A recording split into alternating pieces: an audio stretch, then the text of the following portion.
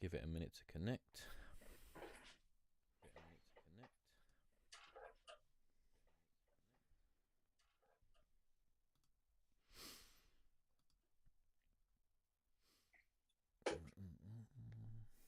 Just give it a minute. Give it a minute. Give it a minute. I can hear. Oh, we've gone live on somewhere. I can hear myself. There we go. All right, people. What is good? What is good? What is good? All right. So most of you know that we don't normally go live on a Tuesday. Tuesdays are normally day off days. You know, I got to get my beauty sleep and all that. But today, today is well, you may have seen the post. Today is a hell of a day. Today is a hell of a day. We have been blessed to be able to talk to Judah Priest, founder of 144,000 Chosen Few, Woo affiliate, and Zoo Bullies member. All right, so let's bring him in. And you're on. Mate. What's good, Judah, mate? What's good? Peace. What's good, my brother? How you? Oh, like I said, mate, nervous. Like I said, mate, I'm nervous. So yeah, I thought I've got questions for the album and stuff, but I thought I'd basically start off by just asking if you could just give a little bit about yourself for the people that may not have heard you. Well, that's an easy one. Myself,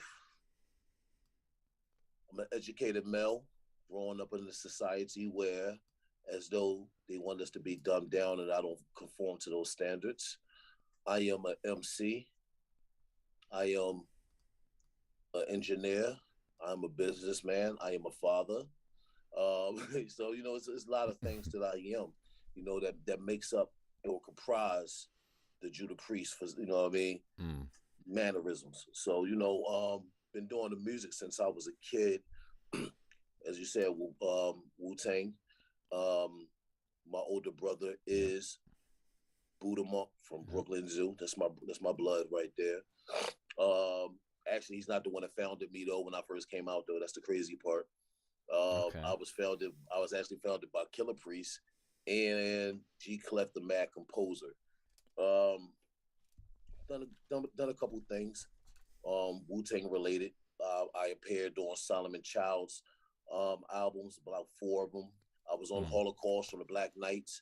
I was on his album with American Poets 2099.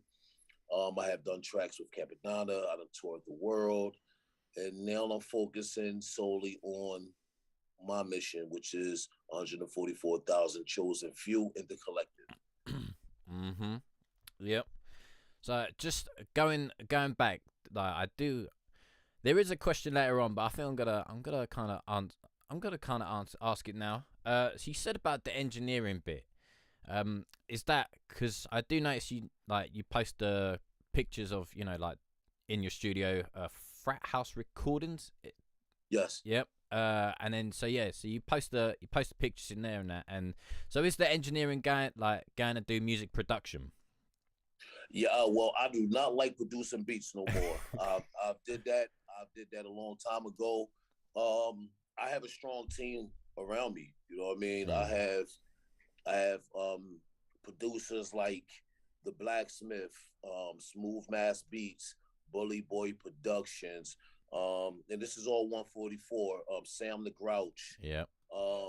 My man Jigs from over the UK, Shaolin Beats from over the UK, Vito Iami, Jerry Salah, DJ Corfer. They all 3 of them is from Sweden. And they actually producing the album that I'm working on right now, Portfolio Productions. They actually produced the song. They're from Sweden, also produced the song that I have coming out later this week, titled Rise Up, featuring Etsia. So, I have a well-rounded supported cast. My little brother, Mugga Beats, my boy Kier on the beats. You know what I mean? We grew up together. So, and my brother Mugga, he produces for Fab and some other things, some other people. Nice. Yeah, I also saw. Well, it came out today. It came out today. Your Rise Up track with Ezia. Oh snap! So you Yeah, told me it came out today. It came out it was today. supposed it's supposed to be tomorrow, but hey, I'll take that. Oh, is Yeah, I'm it? about to Oh, go post. whoops. I'm about to go post. Yeah, yeah. It came out because I saw you mention it on your live yesterday. So I was like, oh, is it tomorrow thing? So yeah, I went and had a look, and it came out today. Oh, I am noticing that my real name is up here too. That's all right. We can't see your name on the screen. So you're all right. You're all right. I'm like, hold up. We got you there, mate. You're all right. So with the engineering, is that what you went back to? You went back to uni. I don't know whether you call it uni or whether you call it college, because you called it college in an interview, and then you Yeah, I just graduated Full Sail University. yeah in Yeah. December of 21. Yeah. Yeah. I graduated last December past Oh, in 22. 22. Yeah. Oh well, all right, I got So that little bit. I went in 21. Oh, okay, okay. All right, I Actually, misheard that. actually I went in 20. I took a break. Yeah. All right. You know, All right. my camera looking all kind of weird. It's all good. All right. So yeah, because I saw it and I was like, oh, did he go back and so? What made you want to go and do the engineering side of it? Well, here's the thing, man. Like it was one of them things where as though I needed to do it to grow. To be honest with you, Mm, I was always going to studios and being on other people's time. yeah. I had some situations arise, and it was just like I'm already intrigued. I already know how to do certain things. And also, like I said, I think business first. Mm, So it was just like if you know it, do it. go get the new information, get the papers you need, and you know make more money. Yeah, Basically. true. And also as Hey, well, y'all gonna be like messing with my camera for a bit because I don't like how it's adjusted. There we go. it's good. What was it? Good? Yeah, and also as well, like I found, when I was kind of doing music as well, was that if you can if you can do it yourself, as you say, you haven't necessarily got to rely on other people, but it also gives you, well, you can also save that money that you may spend there to spend somewhere else as well. Yeah, facts. That's Plus, it allows me plus being on this part. For one, as an artist, especially in hip hop, there's an age limit. I mean, I'm gonna stop when I want to stop. I don't care what anybody say. yeah. You know what I mean? If I still got the passion and love and I got a message, I'm gonna say it. Um, but being on this side, I have enjoyed the transitioning Hmm. aspect. You know what I mean? And it's not just the engineering side, it's the being a label, and things that I knew before, I now know a lot more. I have experienced a lot more. Yeah. So just being here is more comfortable than, be honest with you, being an artist. Hmm. Yeah, I did kind of notice that as well. Like going back and listening to things is, you've taken, like, shall we say, as your career has gone on, you've become the student and you've learned everything. Well, don't know if you'd say you've learned everything, but everything up until a point. You were the student. Now that the way I see it is, now that you've started 144,000 chosen few, is you've now kind of gone into more of that teacher mentor role. Well, here's the strange thing about that. 144. I started. I had that idea to start 144,000 chosen few, and my son is calling me. That's all right. My 144,000 chosen few in 2002. In 2006, We had the first iteration of 144. My brother 90, the real 6ix9ine, not the colorful heroine. Mm. Um, my boy Tara Brown, Denny Blue, Sabrina Resurrector, um, Ashley Pumpkin, Des Vixen. Mm.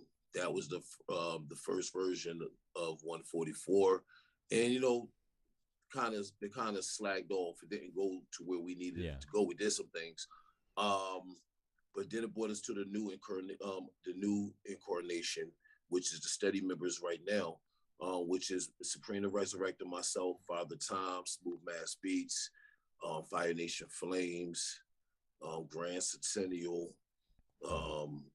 Who else I'm missing? MAS Lights Out, wordplay, and it grew into even the offsprings now, like Seven the Panther. We have actually have the 144 family album getting ready to drop out too within like the next month. So we had Seven the Panther, my boy Kid from Baltimore Board Kings. He passed away a couple years ago. So rest in peace to him. Rest in peace to Denny Blue. My boy A Game, my cousin Maverick, and Carl Straven. He's actually a part of the main membership now. DJ Seven, Lissa, artists like that. The real Mike B is down with us too. So yeah, it grew from 2002 to 2006 to right now. Then sort of bringing full surface with what I'm doing with the engineering and running a label. Now it just gives me time just to devote the focus on my everyday people. You know what I mean? Twist Flavor is also, I don't know how I miss Twist, but even Twist Flavor, he's a member of 144. And he's working on some solo projects right now, along with Gang of Roses. So now I have the ability and opportunity to get my everyday people, you know what I mean? And the knowledge and stuff that I learned from being an engineer, from being a businessman, also being an artist, I can give to them. I'm learning from them every day. My brother Blacksmith, he's a producer and an engineer. So is Wordplay. So is Eric Iverson. You know what I mean? J2, he's another artist from 144. But I call them for advice. I don't know everything. So now having this branch allows us to be more together and learn and balance off of one another. You know what I mean? Oh yeah, definitely. Like as you said, the more like you teach what you can teach, and people will teach what theirs. It's that constant cycle. Like everybody's learning, everybody's growing, and everybody's, shall we say, evolving. Right. I mean, it's all. And that's that word is so much key, man. Like, you have to evolve, but in order to evolve, you have to be humble enough to accept these new beginnings. You know what I mean? And this is just thoughts and ideas of how all this came into fruition. But a lot of people, like 144,000 Chosen Few, is a rap group, but it's also a company. That was LLC. Shout out to V. You know what I mean? She made sure that the business was right. You know what I mean? So now I'm hitting all facets.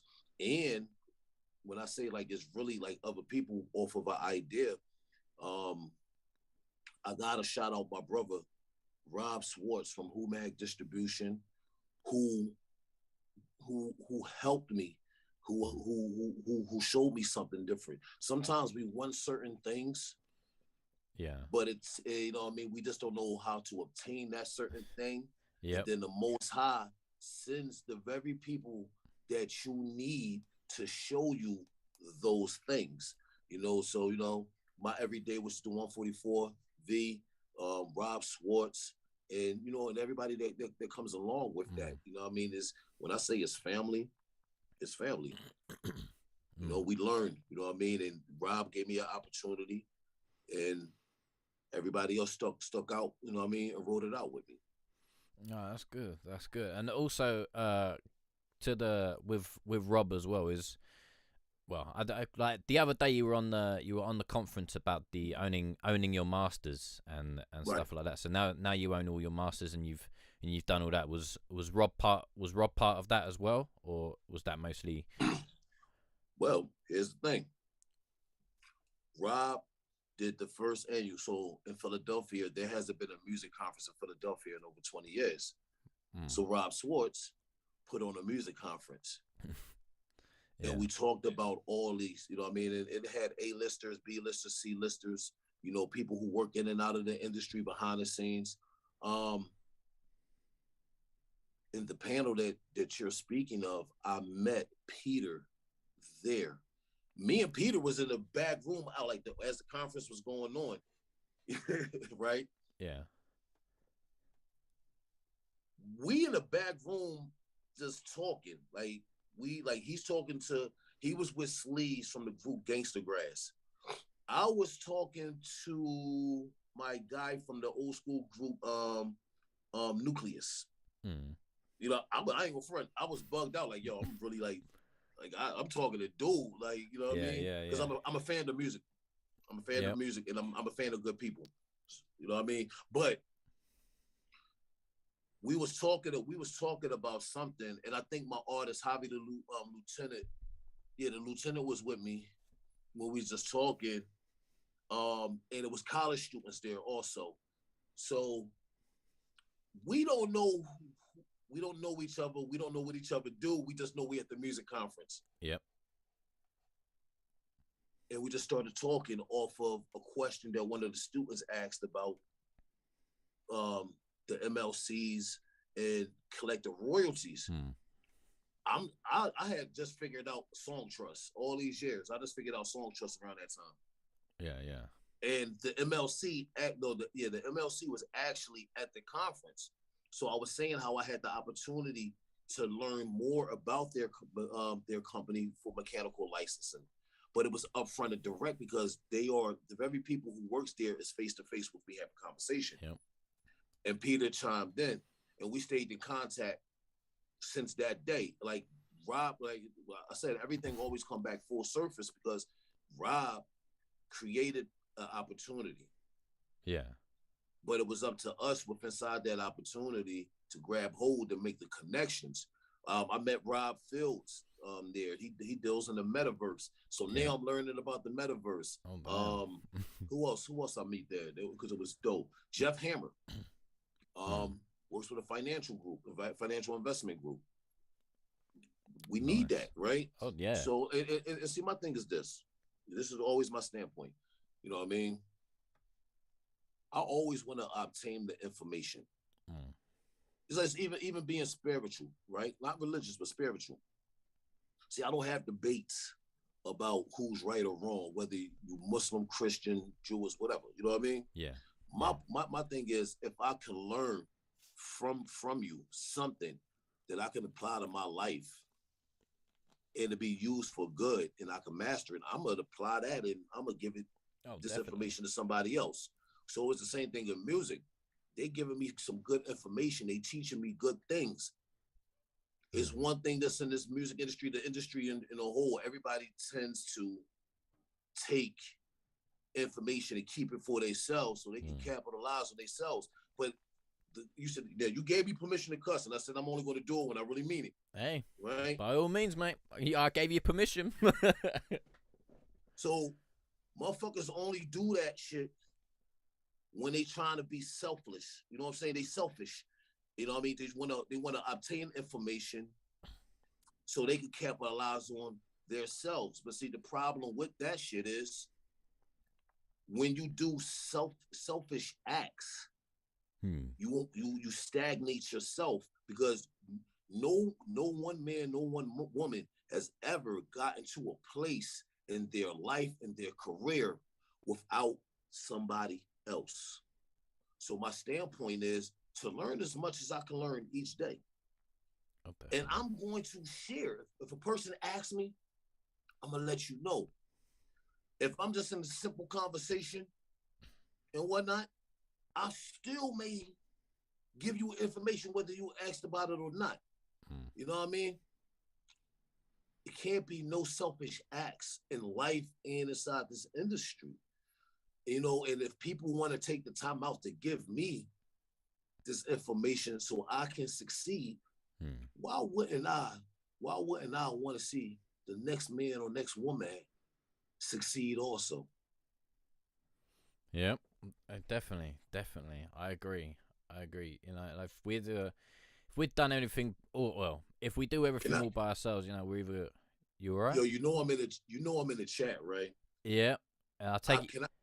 can I answer a question that I just seen? I think that's a good question Well, to go back to what we just originally. by Lee. Yeah, I was trying to figure out Yes. a way to bring that in, but yeah, go ahead. Go ahead. Oh, I'm sorry, and No, no, mate. But by I if you see love. it, if you see a question, by all means, mate. By all means. All right, so Lee, question: has your studio experience changed since you developed the engineering side? Hmm. Yes. Let me tell you, hey Lee. Let me tell you why. Right. So my boy 90, I didn't know how to record or just do digital audios. This is like 2006, 2007. I said, bro, I need you to teach me Pro Tools, Hmm. right? So his idea of teaching me was my birthday. My birthday, August 24th. Yep. We was we went to we was in Philadelphia at our studio. Because my managers had a studio, Brick Management had a studio. He let me sit there from Friday, Saturday till Sunday by myself and just like, yo, figure it out. Here's the keys. So See you later. so boom. But I'm unaware, so I don't know. I'm not knowing how to surf YouTube like that to find exactly what I want. You know what I mean? So what happens is I'm like, fuck it. I'm going back to school. Like later, I mean, even further down. But that's what prompted me to go to Full Sail. You know what I mean? Um, which is a funny fact. I'm gonna lead back into that. But since I have learned on the engineering side, again, from what I learned from Full Sail and what I learned from my peers, you know what I mean? Blacksmith, Eric Iverson, Wordplay, Ease on Fire is like it's definitely easier now and comfortable for me. And now I know exactly what to look for. I'm listening to music. There's a song with Jadakiss and Gangstar. Yeah. For some reason I can't think about the name of it right now, but Jadakiss is Gangstar featuring Jadakiss. For 20 years, 20 years, I've been loving this song. Yeah. But now that I'm an engineer and my ears is trained, oh no, I can't listen. I can't listen to no music from a fan side, right? Yeah. I'm trained to listen to from an engineering side, and I hate breaths in vocals. I'm sorry, that shit irritates the living fuck out of me, right? I agree. I'm literally barbecuing, and I got my music playing while I'm grilling, and my song comes on because it's on a playlist. As soon as Jada comes on, I was like, oh my God, I can never listen to the song the same ever again. You know what I mean? But it has taught me, like I was telling Idea Gamble today, I was like, now when I listen to songs, I'm listening how it's mixed. Like I love Afro pop, so I was actually when I was speaking with her, I was listening to Sheikah featuring Simma, Run to You, and I noticed how they used a lot of reverb on her verses and very very very minute reverb on his verses. I was like, okay, I got to study this because this is not a bus reverb. They really put this on the vocals. So these are things that now. So that's the change from the engineering side for me. And yo, sometimes you gotta stop me, bro, because I be just talking mate, to talk. It's all good, but yeah. Also, as well, shout out to my cousin Jay Young in the chat. He might get a little bit embarrassed, but also, so Lee, the guy that just asked you that question, is also kind of a mentor to me. He helped me start this channel when I went to university as well to study music, and Lee was one of the basically one of the teachers there. So yeah, man, shout out to Lee as well, because if it wasn't for him, we definitely wouldn't be doing this today. Let's put it that way. So shout out Lee. Yeah, shout out Lee. My brother 3XG Mike might be in the chat. I see y'all. Yep. Oh man, the thing is, you said so many things there, and now I've kind of lost track of myself. That's annoying. I told you gotta stop me, bro.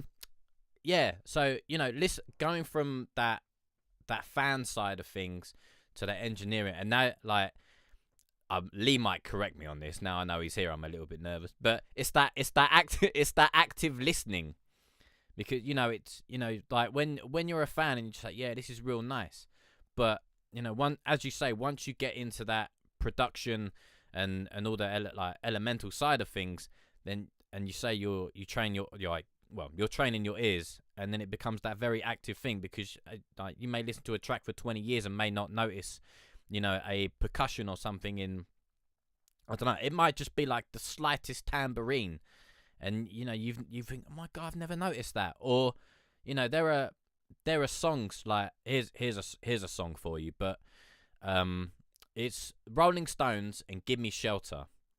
Yeah. So right at the end, I can't remember the singer's name, forgive me, but where she goes, "Look out, man," she proper gets that real high pitch, and if you listen closely, you just hear, like, you hear Mick Jagger in the background go, "Woo!" I'd never noticed that before.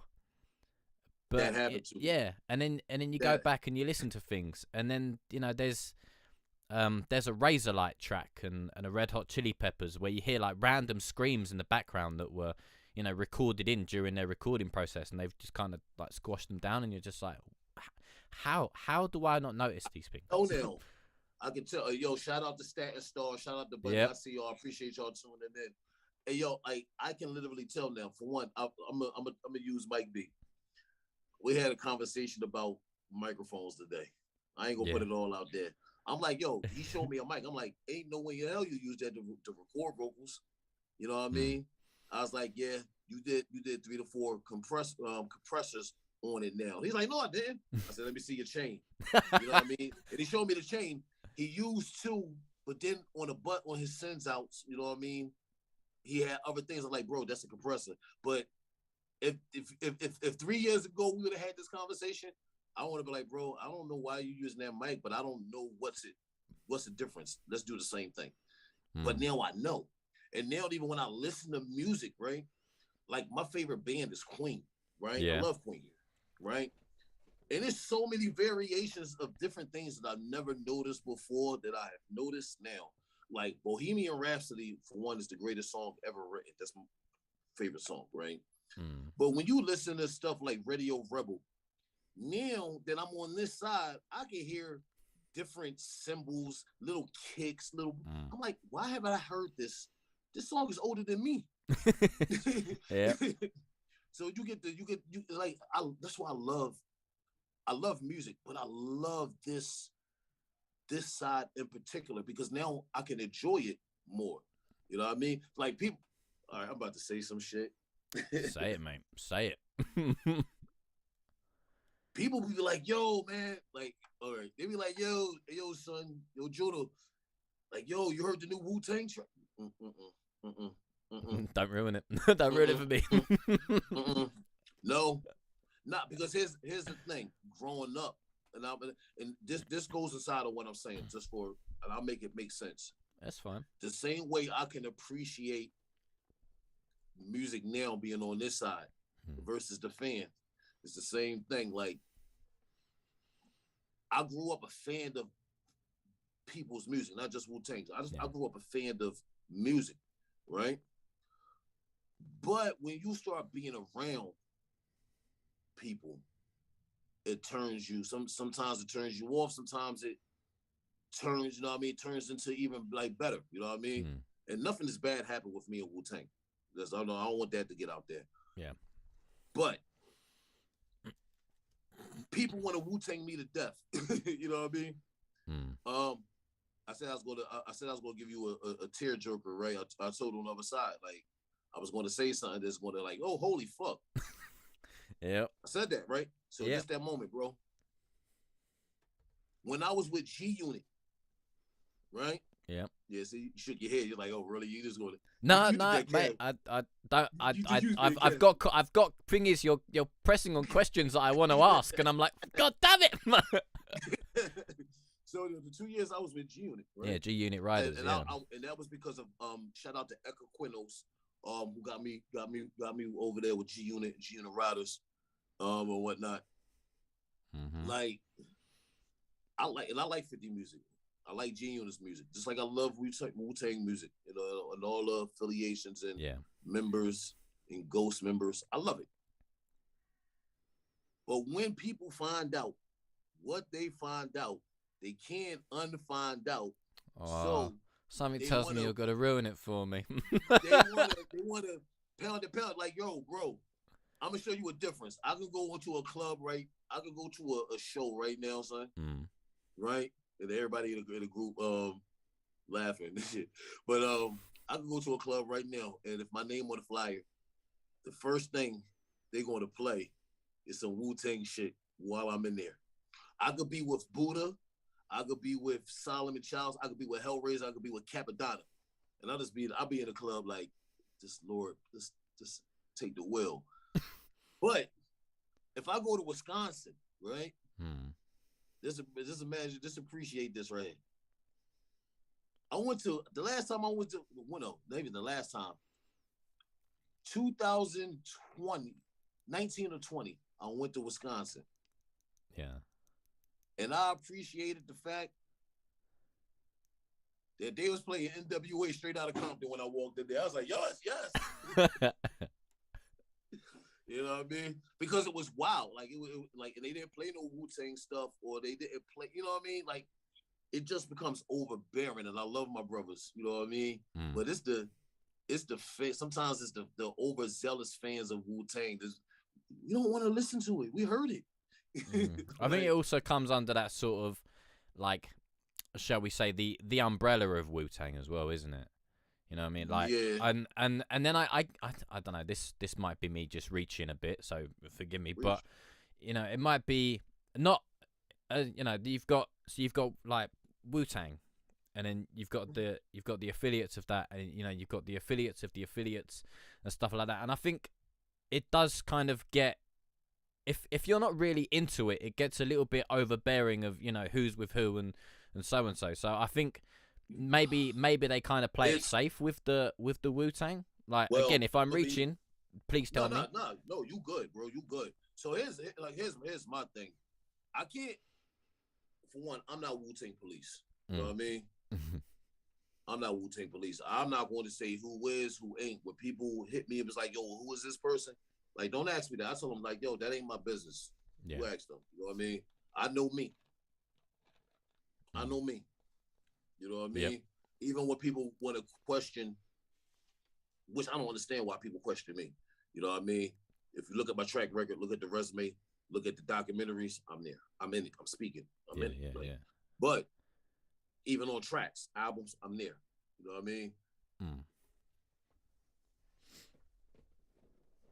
It's the overzealousness that's what makes it too much. You know what I mean? I like wearing the W. Yeah. In the house. I made a mistake. I ain't going front. Supreme the Resurrector had a show. I ran out to get my kids from school. I was like, I want to be on time. I didn't change my clothes. I had a Wu-Tang shirt on. I rarely wear it.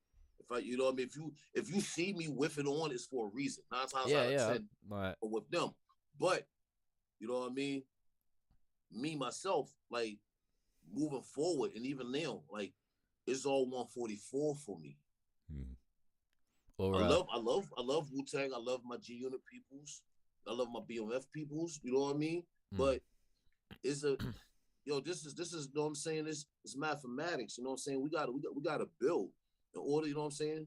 Which means we gotta destroy certain habits. You know what I mean? To build to start a new foundation that we can build upon. So, and I tell everybody from 144, like, y'all motherfuckers ain't Wu-Tang affiliate. So I don't want this to be like a branch off from Wu-Tang, of Wu-Tang. Yeah. Now, is certain members in there outside of me? Can they say? Yes, they can. They got the permission. They didn't get the permission from me. You know what I mean? Judah did not say it was all right. You know what I mean? But it's a gift. It's a gift and a curse. And it's, like I said, man, like when you a part of something, you know what I mean? But you grew up a fan first, and I'm related to a lot of these dudes, be honest with you. Yeah. You know what I mean? I'm not going to say outside of Buddha. I'm not going to tell y'all who I'm related to.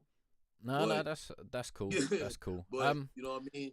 To go back to I was saying, like, you can love the music, but when you get around individuals, you even want to have a bad experience and want to turn you off to the music, or you want to have a great experience to turn you on to the music. And I mean at a faster rate. You know what I mean? And this is another reason why I don't vouch for nobody no more. I don't put my name on nothing. That's cool. That's cool. So also with the keeping the Wu-Tang separate and the 144 stuff separate. I saw in a couple of interviews as well. You were sort of saying about with 144 finding your, or wanting to find your own identity as a brand and a person and stuff like that. And also I saw that Mike put in the chat. You also wear the rub it on your chest t-shirts as well. But yeah, so with that, do you feel that you've talking about flag on the play, Mike? Go flag on the play, Mike. Go I wear the shirt because you're my brother, Mike. But I don't go out in public wearing that shirt, Mike. Okay, we're not gonna start this BS, Mike. Oh dear, right? I feel like I started something now. No, that's my brother. That's and Mike, I'm sorry. But yeah, so we just going to ignore all Mike B questions now. All right, we'll just block him from the chat. It's fine. That's my brother. He can just come for me in the inbox. I don't mind. But yeah, so do you feel that you've started to find yourself more as a brand and more of an identity now that you've started the 144? Yes. But I didn't get there by myself. You see what I'm saying? It goes back to that. Yeah, the building. I didn't get to that point, to that mentality by myself. The live stream is ended. Wait, what? On Facebook. Have we? Wow, that's weird. Said it on my end. Okay, that's crazy. All right, I'll yeah. Are we still live for everything else? We should be. Yeah, we're still live on Kick, and we should be live everywhere else. So yeah, right. I don't see why. I don't see why that's done that. That's weird. That's weird. Let's back up. Yeah. Okay. Why has that done that? Oh mate, technical problems. Yeah. So just really quick, like. Just no, there it is. We there. Yeah. We there. Are we good? Oh, okay. Oh, mate, you had me worried then. I was like, mate, don't do this to me now. Yeah, I completely kind of forgot what I was saying there. No, you was asking me. Oh yeah, finding your identity. Yeah. Yeah, but I didn't get there by myself though. It took V, Rob Schwartz, everybody from 144, like. In particularly Supreme the Resurrector, and everybody know me and Preem, like we go through our shit. Like that's my brother. You know what I mean? We go through our shit, but he always he always keeps me grounded. You know what I'm saying? As far as his way of doing things, like, hey, well, like I didn't know nothing about registrations before, right? Yeah. So you said you was on a panel. I'm like, oh, all right, I upload my music. This is before the distribution. You know what I mean? I'm like, well, shit, CD Baby going to register it for me. I'm good. You know what I mean? Yeah. Then come to find out that it didn't. Then, it only basically pays what. So like if you go to CD Baby or DistroKid or something like that, then it only basically. At that point in time, it was 00. It's at the 0.3. So they only register the writers, not the PRO. And then if they do the PRO, they're using their own PRO to coincide with your own. But Preem, he challenged me, like it was an argument. That whole 144 first album, like that was one of the main arguments. Fire Nation will say certain things, to try to help keep grounded. They like, look, you got to step into this. I always wanted to play the background. Blacksmith, he the same way. Lights Out. Definitely. Father Time, Smooth was just like, yeah, Judah is about that time. But he say things once. You know what I You mean? don't repeat himself. Yeah. Um, so I kind of got. I always wanted to play the background. Like, look, y'all just do y'all. I don't want to be on an album like that. 3 or 4 songs, I'm good. Let me handle this. Then now that I've done that though, Hmm. and created that whole identity of what I want 144, what I want for 144, also created a whole identity not for Judah Priest, but for Sean Yeah. that coincides. Yeah. So the You know what I artist mean? side and like as the business. Yeah. Mm-hmm. And again, being the people like with V, being with Rob Swartz, and the people that I have met in between, it allows me now to be more defined Mm. outside of my alter ego. Yeah. I'm confident in the business now. What? So you said that you peeped the panel. I know you said the panel, but you said it that you seen the panel. Yeah. That was my first panel in that light. You see what I mean? Yeah. Yeah. Yeah. So now that I'm comfortable, boom, look at the opportunity when the mindset changed. Yeah. You know what I mean? Yeah. Definitely. Um. So also keeping with the like the identity and finding yourself as well. You also spoke about the like the impact of things. So what impact would you hope to make with the 144? Like I in think I think I think our biggest impact should just be consistency, yeah. and that starts with me. That starts Okay. with me. You know what I mean? It's you know what? It's something that I heard RZA say a long time ago. I think it was an interview. He says you got to be a strong. You know what? I heard it was RZA and Meth. Meth said it too. Okay. You got to be a strong individual to maintain and balance a cast of 8 or more people. Oh, definitely. Definitely. Because like that's a lot of that's a lot of characters as well. Oh, you all right? I'm having some difficulties. I can hear your questions. Yeah. All right. Yeah. So I was gonna say basically it's a lot of people to to juggle around, and everyone's got all different sort of views. So yeah, let's go and say hello to some people while we No, I'm here. yeah. I'm here. All right. All right. Also as well, this so what made like I know that you're a should we say a spiritual man. So what made you call it 144,000 chosen few? Is that from the Book of Revelations? And so yeah, explain what made you come up with that name. It's Nas' fault. Nas. Not really. It's Nas' fault. Yeah. hmm I'm like, Mm. Mike B. I said we not answering none of your questions, bro. Stop asking questions in the chat. But Somebody nah, else it's ask Nas' it. fault. Yeah. So I don't. So see, I'm humble. Yeah. Yeah. So I know a lot of people in the industry, right? So when I say this humbly. I shared this story before, but a lot of people, even 144, don't even like. So I had a couple instances where I got to hang out with Nas. Nice. No studio, no nothing. I knew somebody who knew him, and I was just happy to be with them at the time. So I met Nas on 3 occasions, which is at the same time that he was putting out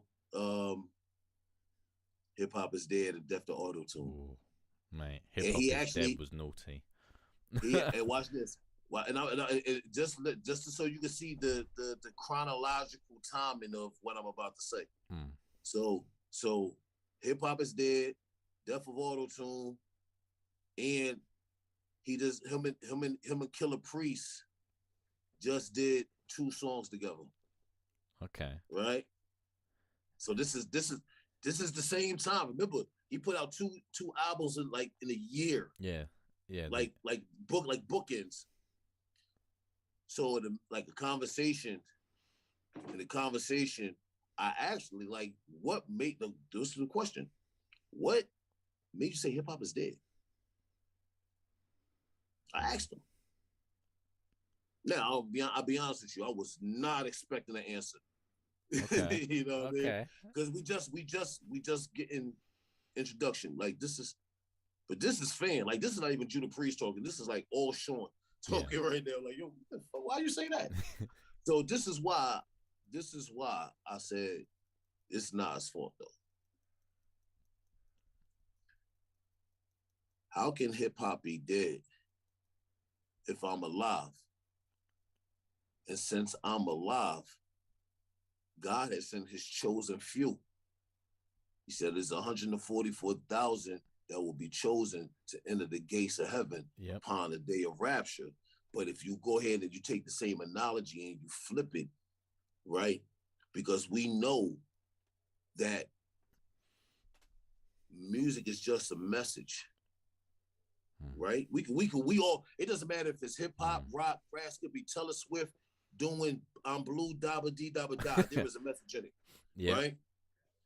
So in hip hop, the word, not the genre, but hip hop was started because this was our form of expression. The shit started in the Bronx.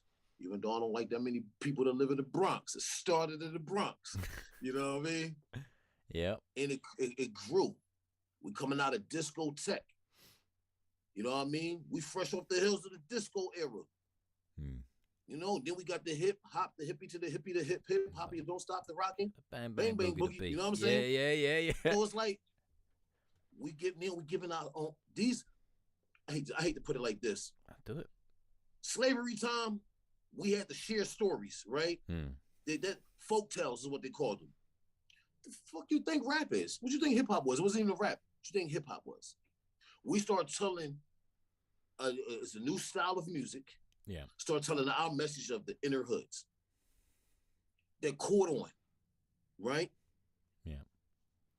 If we going from Sugar Hill Gang, Curtis Blow, boom, Run DMC. Now we talking fashion. You know what I mean? Yeah, Melly Mel, Furious 5. You know what I mean? Boom, LL Cool J. You know what I mean? Yep. Then you get the East Coast All-Stars. Self-Destruction, MC Light, Queen Latifah, Moni Love, Slick Rick, Dougie Fresh. Boom, X-Clan, Poor Racist Teachers. I'm going through the genres if anybody didn't know. You know what I mean? X-Clan. You know what I mean? Terminator X, Public Enemy. You know what I mean? Yep. Boom, Snoop Dogg, Biggie, Wu-Tang Clan. Boom, you still got Nas. You still got third, go bring it back. You still got Third Base. You know what I mean? You still got Molly Moore. You got Roxanne. You know what I mean? Sparky D, you know what I mean? MC Shy Rock. Congratulations, MC Shy Rock. Or Shy Rock Day was the other day too. You know what I mean?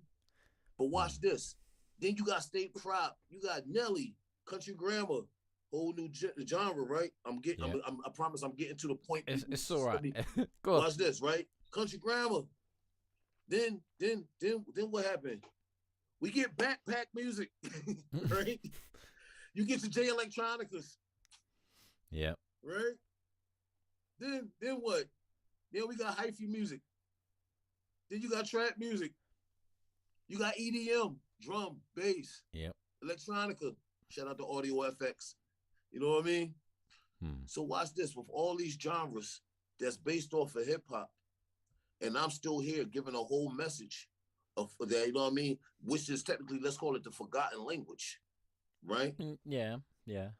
Because we know it ain't no message now. It depends how hard you look, I guess. But no. Watch this, because now I'm speaking as an old head.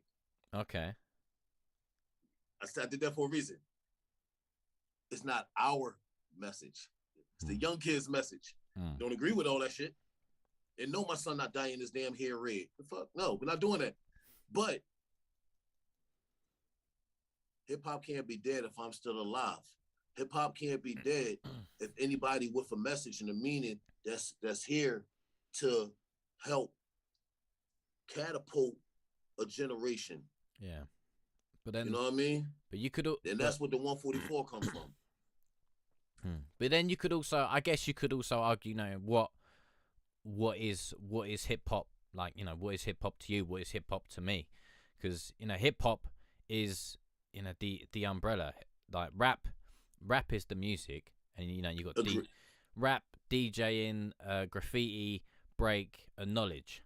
So you got the five different terms under the umbrella of hip hop. So you know, so for me, hip hop, KRS put it in his book, the Gospel of Hip Hop. Shout out to Chris. If he broke it down as so hip hop, having inner peace, helping others prosper. To me, that's hip hop. You know, and as you were saying, you know, you can build with people, and the more knowledge you can share, the more knowledge you can gain. And yeah, all of that comes to me in what we would call hip hop. So again, you know, with not it was a very ballsy move for Nas to call it hip hop is dead, because as you said, you know, it may not necessarily be his message. It could be a time of someone else's, but here's the thing. So let me explain where people get confused with what he said. I know what he said. You know what I mean? I know why he said it. Because basically the same thing, the message, the meaning, and you got to look at the time. Remember I said I'm giving y'all everything in chronological order when he said that shit? Yeah. Let me tell you why. You ready? Go on. If anybody go Google those albums, Death for Auto Tune and Hip Hop is Dead, right? And then Google what was going on in hip hop, that was the first discord. Okay. Follow me. That was the first discord. That is that right there was the first. This is the bridge. The bridge broke because now the OGs can't accept this new way that what the younger generation, you know what I mean, was doing. But the new generation don't respect the OGs who opened up the door, right? Yeah. And who became selfish and didn't teach. Goes back to what I said at the beginning. Yep. Didn't teach. So this is our medium, right? If violence begins violence, right? What does disrespect get? More disrespect. Yeah. Broken communication. This is the bridge. It's now broken. Hip hop is dead because the communication is broke. Just like if you got a computer and people try to access your stuff, you watch movies and they go hit the main server. Mm-hmm. Yep. Everything crashes. Yeah. The server is free. The matrix is broken. That's why he said hip hop was dead. Well, I'll be damned. Google the years. Mate, I'm going to. Don't you worry about that. I'm going to. I didn't like. Which one was the Death of Auto Tune? Is that the original one he was gonna call the N word? Like, he got a. No. So what one was that one? You talk about? I can say it. Yeah, you could say it. Yeah, because he was gonna call it like, because it's the one with He's gonna call it nigga. He's gonna call it nigga. Yeah. Which for one, that would have been stupid as fuck for him to do that. Because that really popped. Because I swear that came after, and that mate, that one. So he called that album Nas. It was just Nas. That was it. It was no name. It was just Nas. Oh, okay. But that title, I'm glad. I'm gonna be honest with you. I'm glad he changed that. Yeah. Again, we talking about things that we do. See. Here's the problem, man. We do as human beings. We do. All right, look. Before I say this shit, right? I know all my fans and all my family who's watching this be like, "But you do it." I know. I am an attention whore. All right, I can admit that. It's certain things individuals do because we know it's going to grab attention. Yeah. That was. You don't believe me? The proof is in the pudding. That was the first sign of hip hop trolling. That end album. I'd say also as well with Hip Hop Is Dead was a slight trial as well, you know, to step out and do that. But for them to then go and call the other album what he was. Yeah, but look how many people caught on. Mm. We do things for attention. Watch this. Look at the shit they do now. Oh, definitely. Yo, you're more famous for trolling than you are for the music you make. Right? Yep. That was just the first form of trolling. That was just marketing genius at its stupidity, at like the most stupidest form. Mm.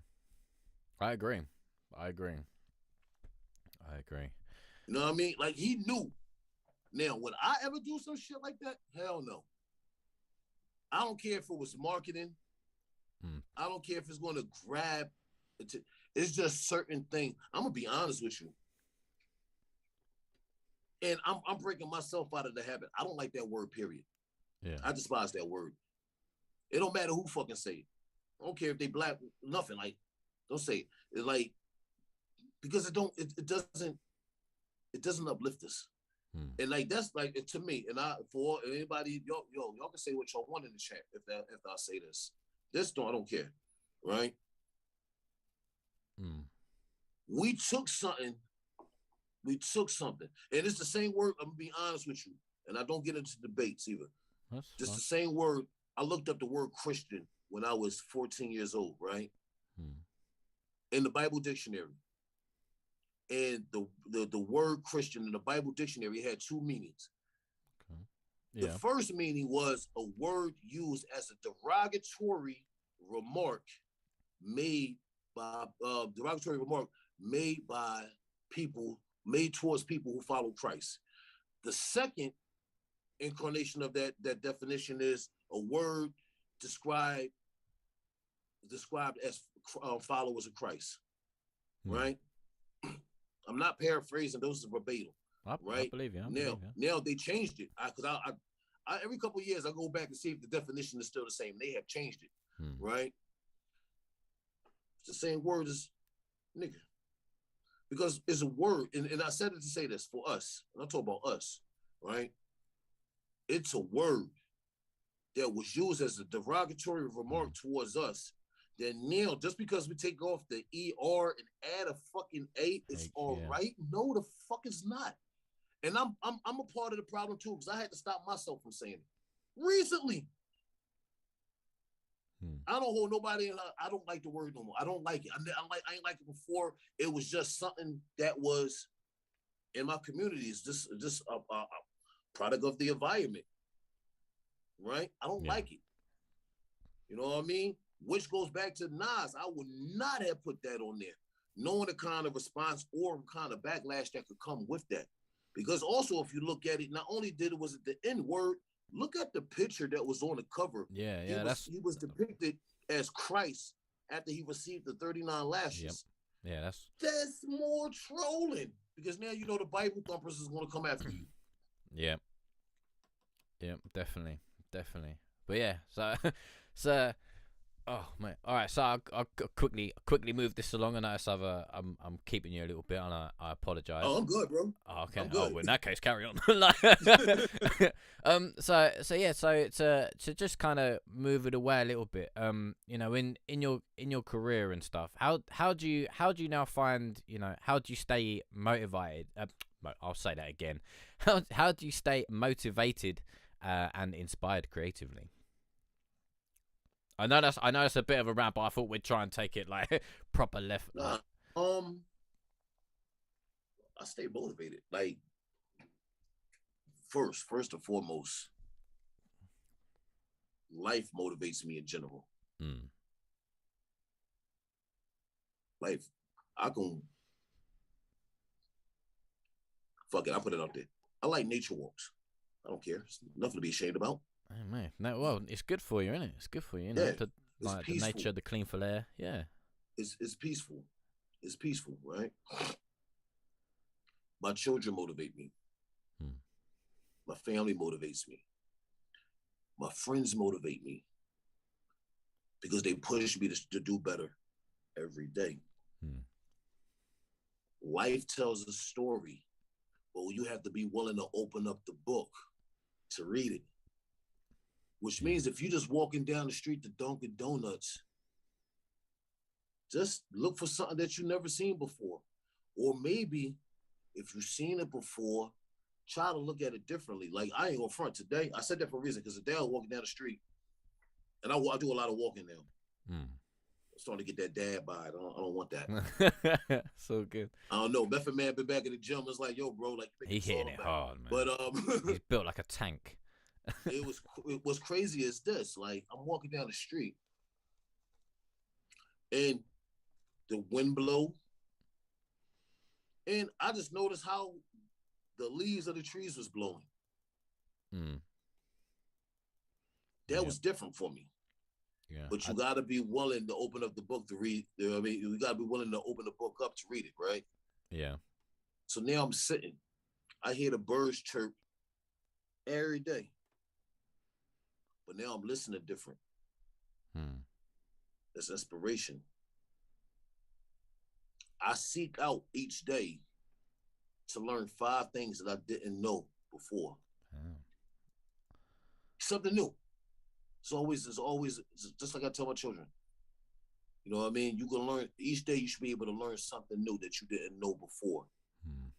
And then later on in life, the things that you know already, go back and relearn it because there's more information being built on top of that in between that time. Yeah.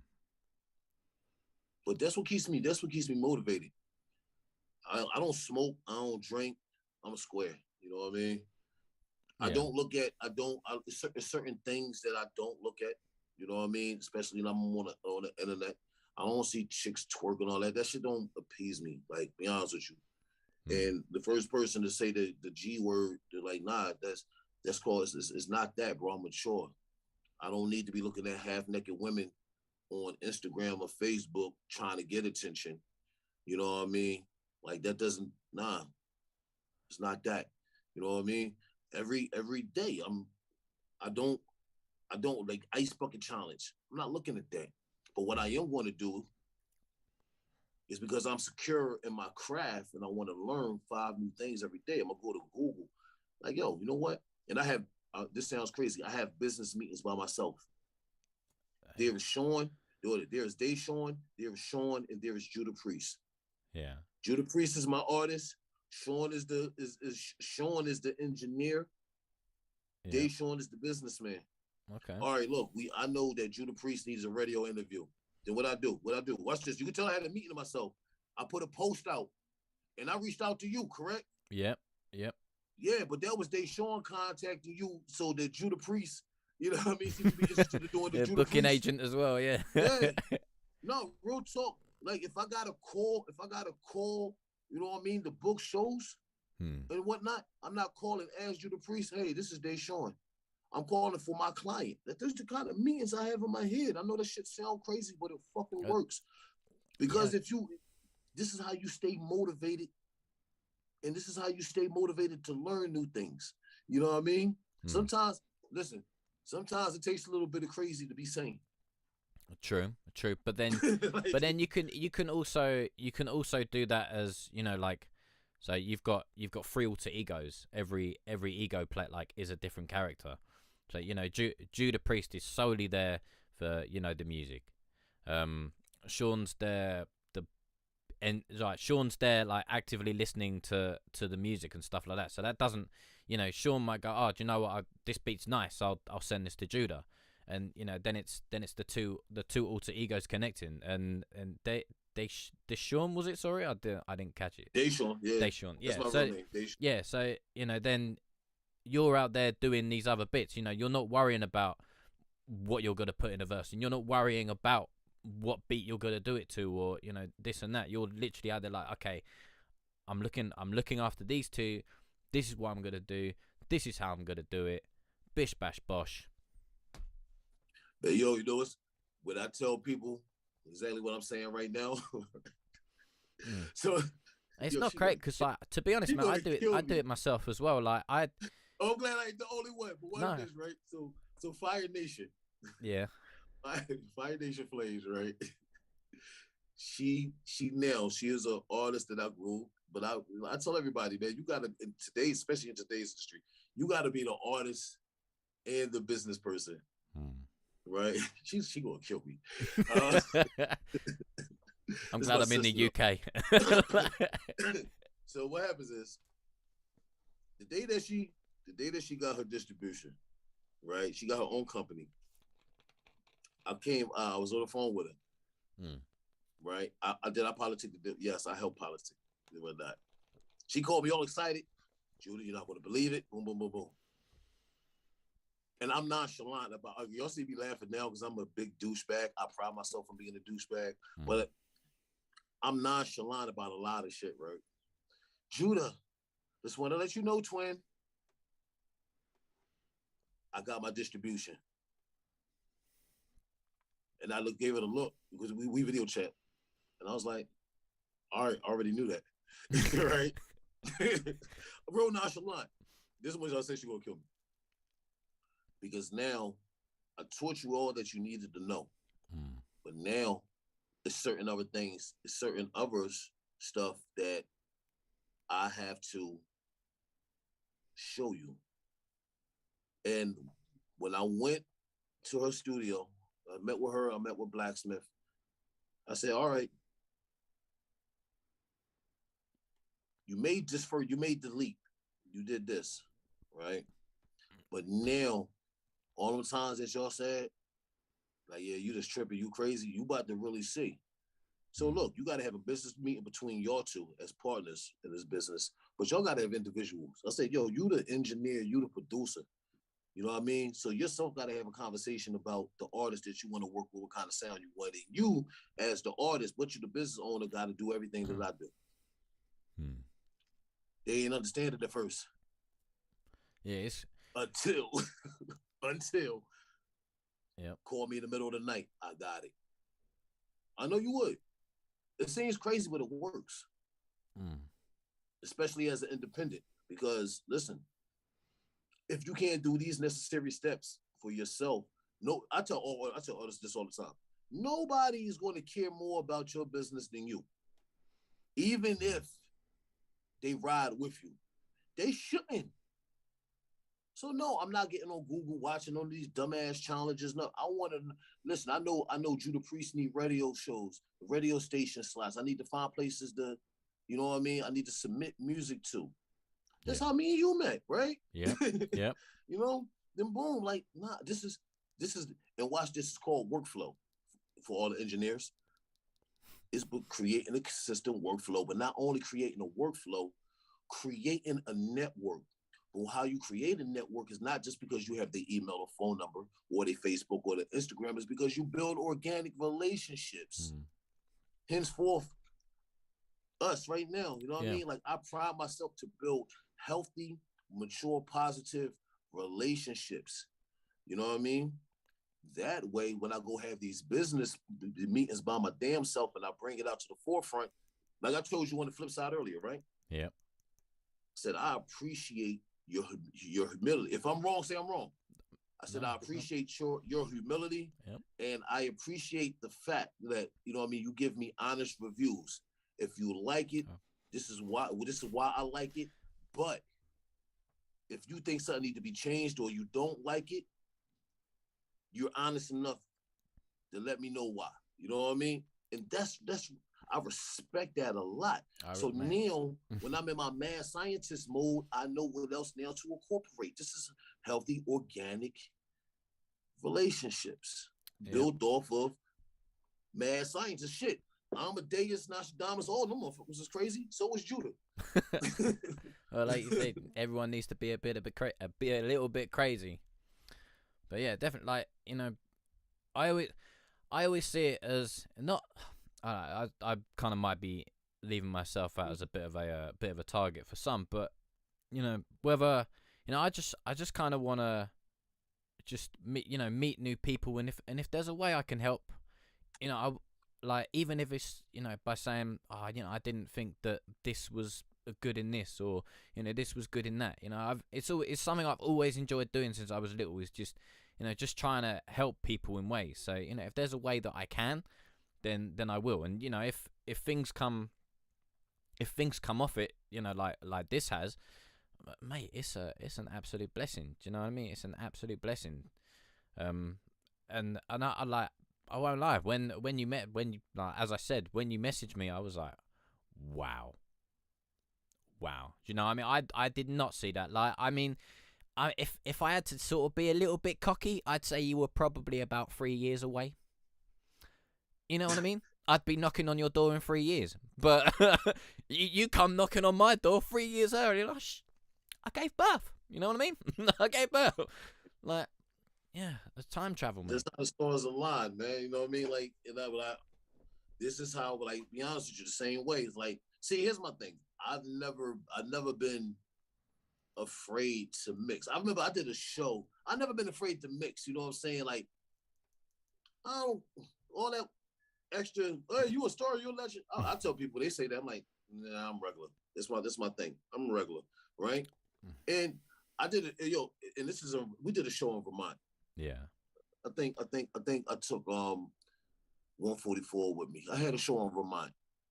It's cold as hell out there too. But sounds cold. It was me. It was me and Joel Ortiz. Yeah. Right. Slaughterhouse. Yes. You know what I mean? Yeah. So me and him headlined the show out there. Damn.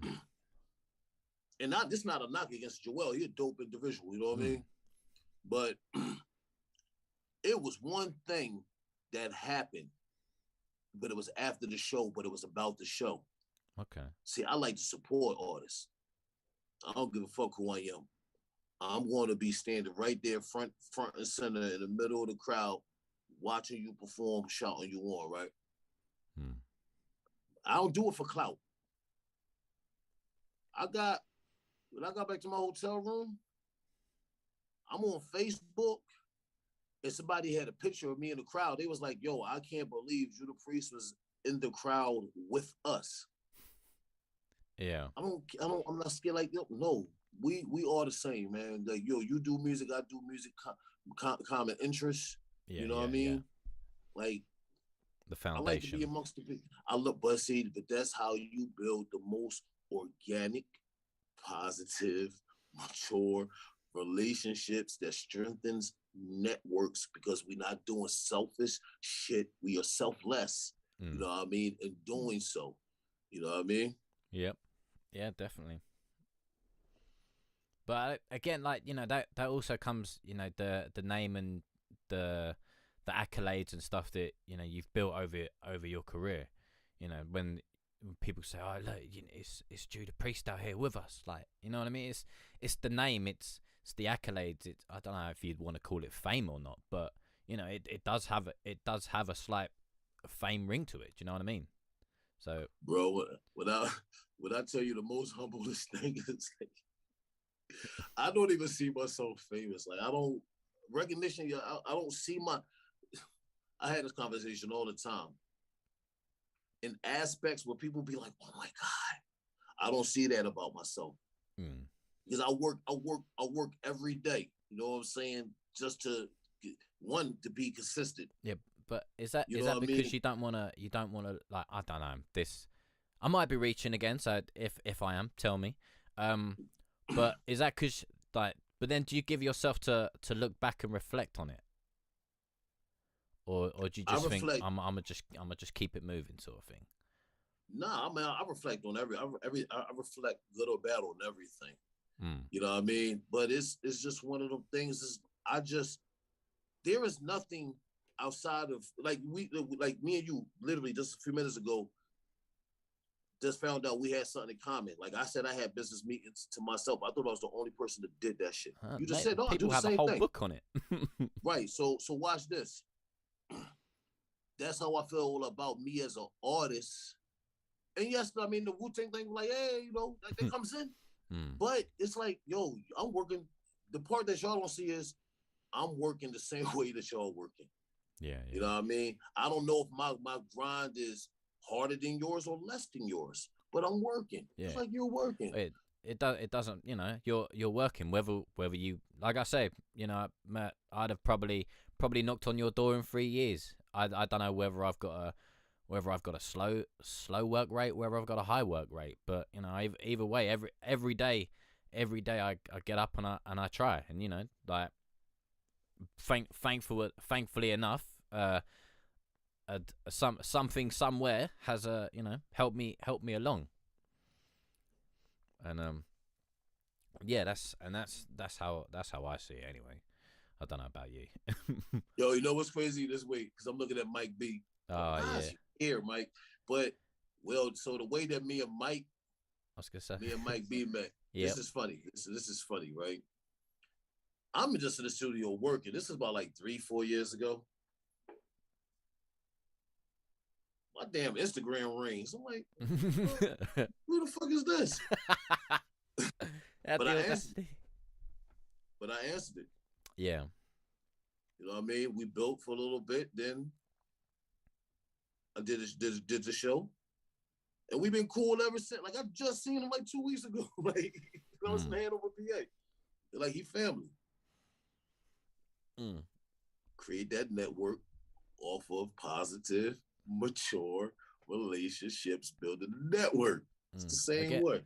Yeah, that also goes back to something I was reading in a book by Curtis King as well. Is that, you know, it is also, you know, about your network as well, because it's not, you know, it's not necessarily what you know, but sometimes it is also who you know. So, you know, sometimes someone might hear something and be like, oh, do you know what? He may not know nothing about it, but you know, he's got that hard work. You know, if you gave it to him and go with it, and it's sometimes about those, like, shall we say, references. So it's not almost whether or not, shall we say, you've got the certificate, but it's whether people believe you got the, shall we say, the bollocks to do it. Yeah, man. I'm gonna be honest with you. I love this journey because this journey has afforded me a lot of things and experience being a one of them. I wouldn't change it. I wouldn't change it for the world. You know what I mean? Like, I don't, like, people always ask a question like, do you have any regrets? Like, I don't know why that's a common question. I think that kind of goes back to what we were talking about, negativity. Yeah, I don't have regrets. No, good or bad. I don't have no regrets. Oh wait, I was watching We Are the Millers yesterday. I don't got no regrets. But no, like, yo, here's the reason. Nobody, like, that question should be stricken out of the book. Here's why. If you look at your story, which is your life from beginning to the point of right now, right? Whether things growing up has been bad and you ventured out on your own, things happen, and now you're an adult, you still here. And everything in that history part of you just made you stronger each and every day to get you right here, to keep you going for down the duration. I don't got no regrets, good or bad. I don't regret going to high school for 5 years. Was it because I was dumb? I was just doing dumb shit. You know what I mean? I don't regret friendships that I had that was lost. You know what I mean? It happened. Time heals all wounds. There should be no regrets because that helps you get here. Yep. You know what I mean? No regrets. No regrets. No regrets. Lovely. All right, so I'm gonna move it on a little bit more. So I wanna talk about the Sleepy Hollow project. I want to talk about that. So, Sleepy? Say that again. Sorry. Somebody sleepy? No, the Legend of Sleepy Hollow. So the Legend of so you've got you've got the Legend of Sleepy Hollow Volume 1, Love and Revenge, in the works. I know you said on the live it's about 95, but is there a sort of time you reckon it might be? Are we looking early next year? What's the timeline? Beginning of next year. Beginning of next year. But y'all gonna, if they really fans and you know what I mean. And if they really support us, I hate the word fans. Yeah. If they really support us, whether new, old, whatnot, y'all get to know me now. Go hit my Apple Music get killed up. Yeah. Right. But watch this. You can actually have the whole album way before the album comes out. Oh. You know what I'm talking about, right? Yeah. I'm just put it to you like this. I'm only doing 12 songs on the album. I'm releasing a song a month. Mm-hmm. I'll let y'all put that puzzle together. No, man, I'm with you already, because I was actually talking to someone about that exact same thing earlier as well. Like earlier today, I was like, just do this, and it work. Or like because they were having this thing about like shall we say, consistency and flooding the market. Having a song every 2 weeks basically.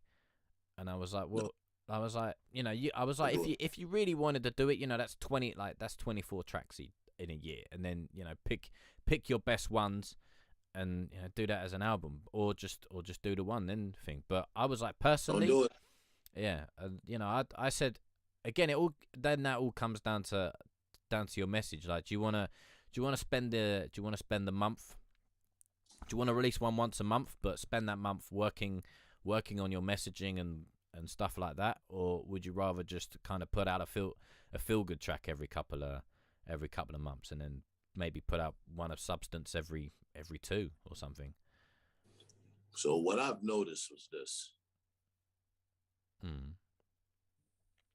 Hold on, I gotta answer a Mike B question. How much do I charge for a collaboration? Mike, I'm charging you $1,500. Charge them a bit more than that. Sounds cheap. $2,500. Yeah, a bit bargain. You know what I mean? It's something that I noticed. Now, this on, I don't mind giving out the formula. That's all right. Because I mistakenly found out this information. My shout out to Keishana K, my R&B artist. Yep. She dropped today as well, didn't she? sorry, wait, move on. Move on. I believe it was. Yeah. I could be. I'm probably wrong, but I think it might have been. Nah, she drops this weekend. Oh, okay. All right. Oh, sorry. But see, Spotify, Apple does that, man. You set up a certain date, and then it drops out 2 to 3 days early. And guess what? It's out. It's out. It dropped. They do it. Yep. Damn. I'm looking at it right now. Damn. So yeah. But yeah, go on. Oh, so what was I saying? About. No. I got it. I'm good. So this is what I noticed. And this only works if you got everything right. And I'm talking about your publishing, which is your writer side and your PRO side, right? And you got the product. You gotta encode your files. Put the artwork on the WAV file. Put your publishing information, writers, and your PRO. Put your product number in. Yep. Put your UPC number in. Put your ISRC number in. Put your what is the ISWC codes and all that in there. Encode it. Make sure it's registered. You're publishing. BMI ASCAP. Register into your song trust. Register in the MLC. Claim your shit in Sound Exchange. Don't buy fucking views. That sound like Bill Cosby without the pills. Views. Don't buy streams.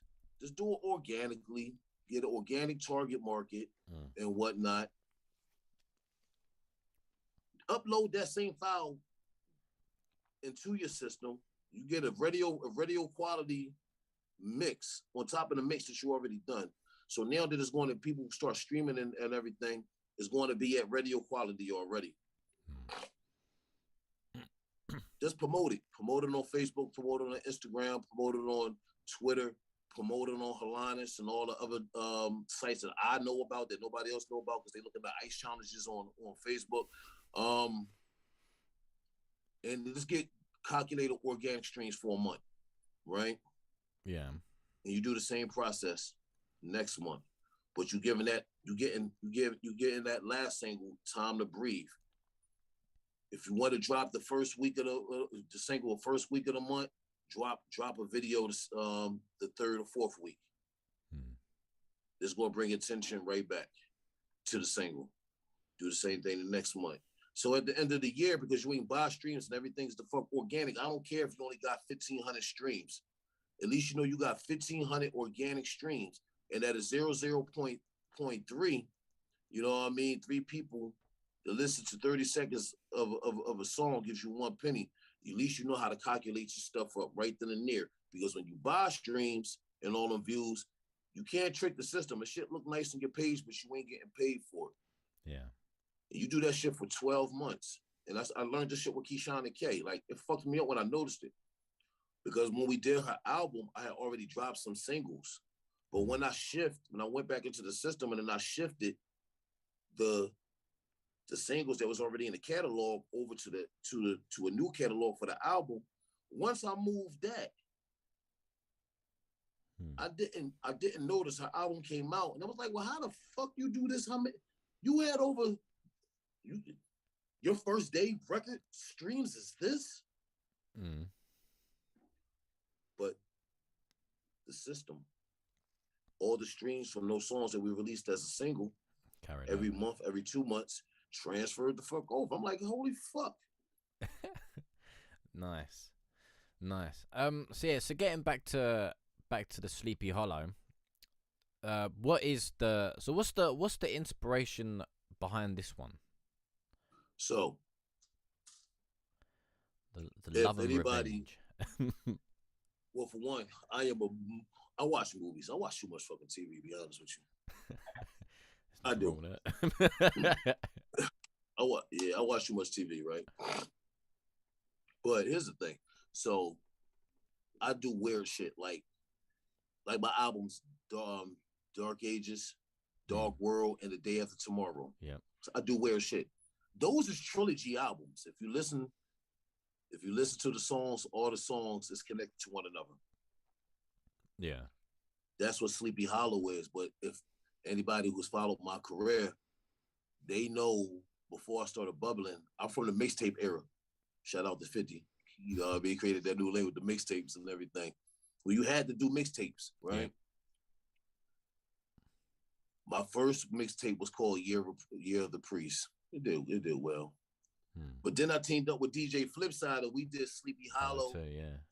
And then we did The Legend of Sleepy Hollow. Then The Return of The Legend of Sleepy Hollow. And I was like, yo, man, like, I gotta turn this shit into an album. Which was done by accident at this point in time, because I was done. Like, I just dropped the album, a year ago, maybe 2. You know what I mean? The Last Goodbye, where everybody thought I was retiring. Trick y'all.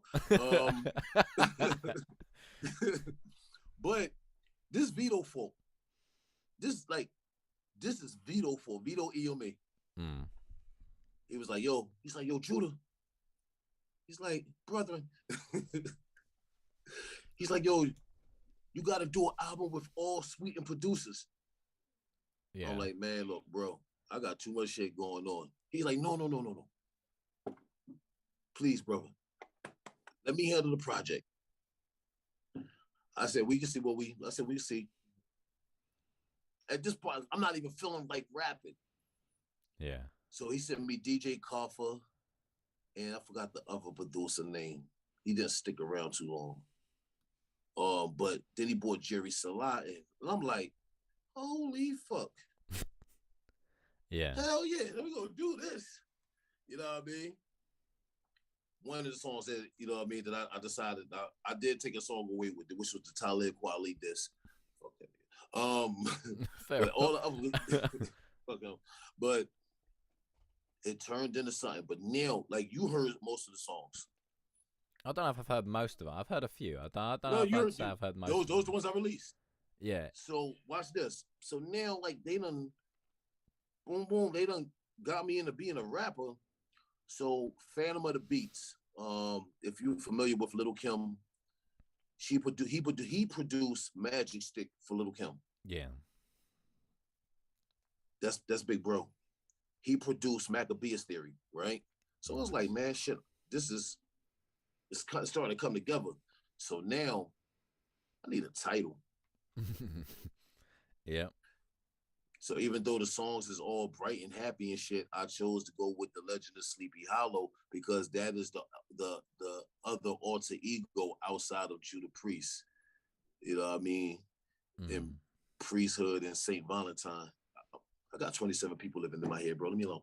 Uh, so, but it's actually a nod to my older work. You know Mm. what I mean? And it's bringing it to a new relevance and a new facet. You know what I mean? Yeah. Yeah. Cause I saw like, cause I saw you've got Sleepy Hollow 2 with DJ Flipside, uh, and then you had Sleepy Hollow, and then you got but then you've got Sleepy Hollow Love and Revenge Volume 1, and there I was like, how does that tie in with those two? It's like especially with the DJ Flipside one. I was like, how does this tie in? And then because you've got Love and Revenge Volume 1, I was like, it threw me. It threw me. So I was like, yeah, you. Hey man, it's like watching the Marvel movie, man. Yeah, you want to see the movie, but you don't really give a fuck about the movie the way you give a fuck about that ending scene after the credits to find out what's coming up next. Mm, You know what I mean? That's what it is. There's a whole nother product based on the sleep off of my trilogy, Sleepy Hollow. yeah. Oh, I'm You know gonna. what I mean?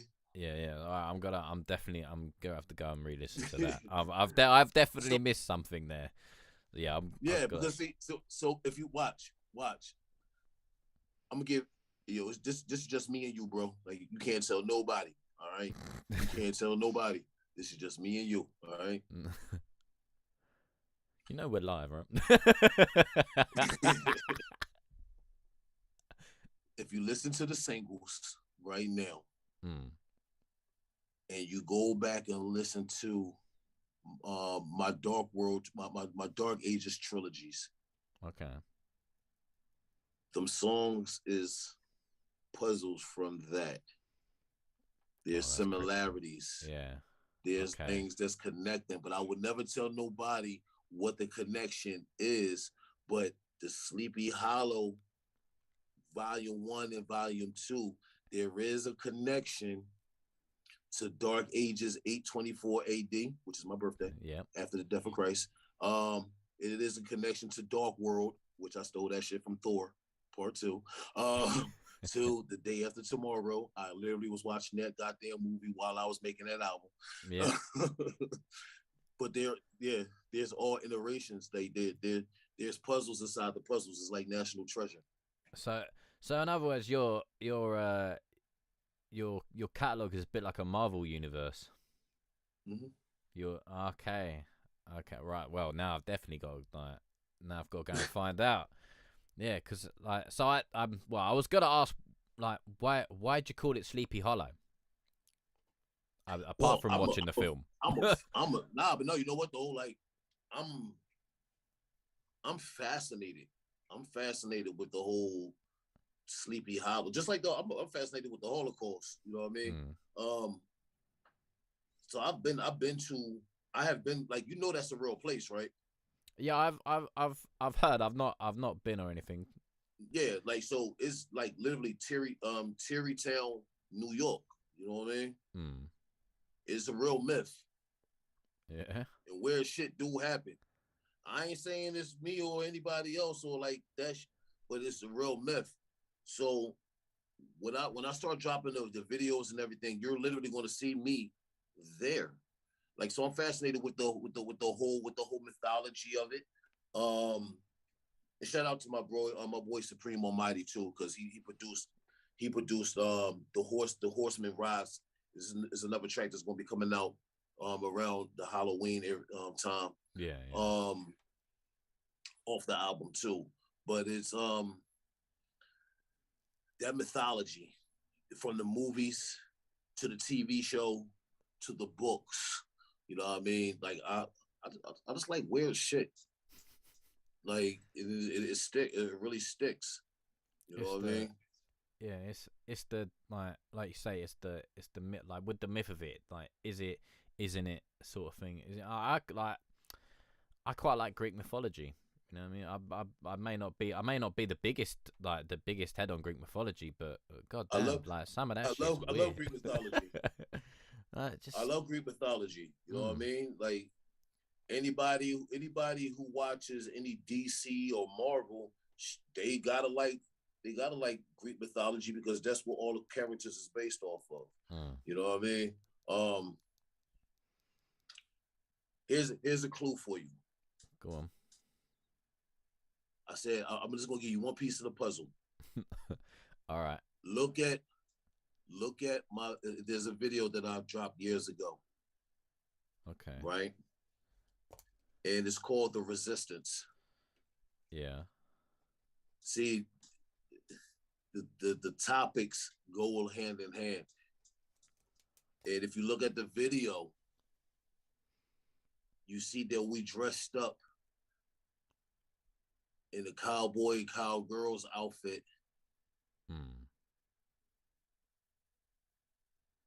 Right? Yeah, I'm with you. And if you look at the background scenery, that looks like some shit that would be on Sleepy Hollow. Right? Yeah. So I'm just giving you a little inclination right now. Yeah, go on. To what, you know what I mean, the next visuals is going to be like. Okay. So I want y'all to think Michael Jackson, Bad, Moonwalker, and Thriller type shit.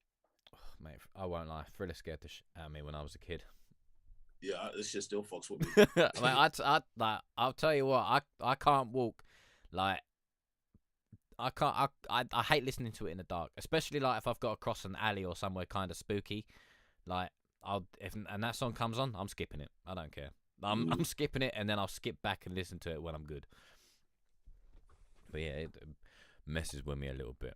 Where was I? Oh yeah, so with that, so what kind of come around for you to, you know, hang on, let me rephrase that. So actually, do you know what? I'm gonna skip that one altogether. It's all right. Oh man.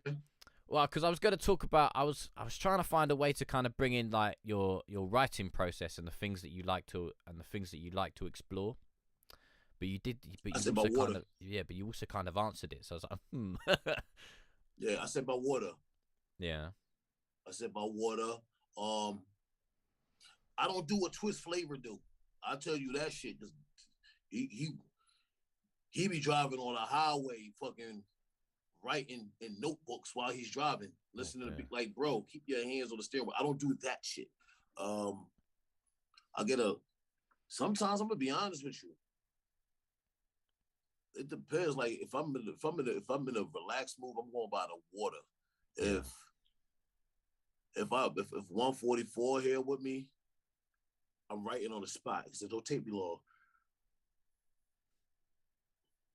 Nowadays, depending on my schedule, I might say certain things on my phone just to save it.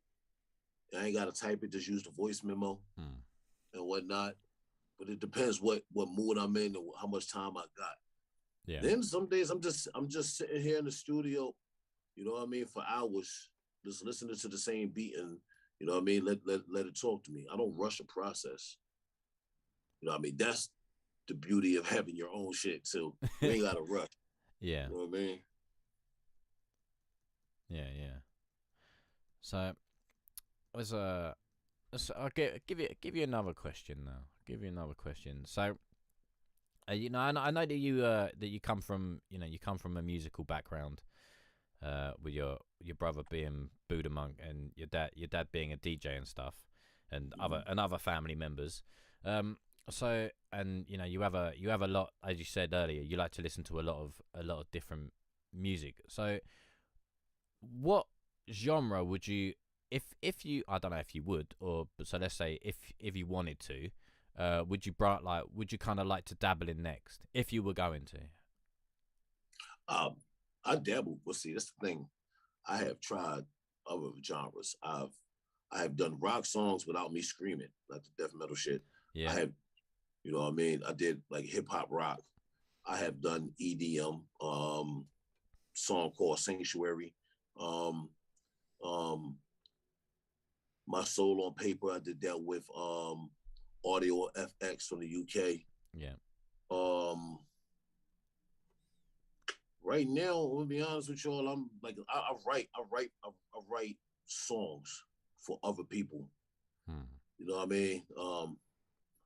Right now I'm on some Taylor Swift pop shit right now for artists that hired me to do some writing. You know what I mean? So this is Nice, like nice. this whole Sleepy Hollow album is basically built off of Afro beats and hip hop. Yeah, I like to infuse shit. You know what I mean? You want to hear some EDM in it? You probably hear some rock in it. Um, Shout out to my brother John for Slow Kill. You know what I mean? hmm. You know they like I'm open to all genres. Like I respect every genre. You know what Yeah, I mean? You'd be surprised how much little hip hop I listen to. Be honest with you. Like yeah, I was in here listening to Roxanne. She's got the look today. Like, like you know what I mean? yeah. Send me a bad fact because I've been like today. I just been in my '80s rock, so I was listening to "Send Me an Angel" by Scorpion and all that. Yep. You know what I mean? So um, I like to work in all genres. Like it doesn't. As long as I'm able to be me and have my creativity to add on to those genres, then that's what I'm gonna do. You know what I mean? Nice, nice. So kind of staying with that as well. Like, is there anyone that you'd like? Well, either anyone that might like just that unfortunately has passed, or and anyone from present. Who would you want to collaborate with and why? From any genre, could be anything.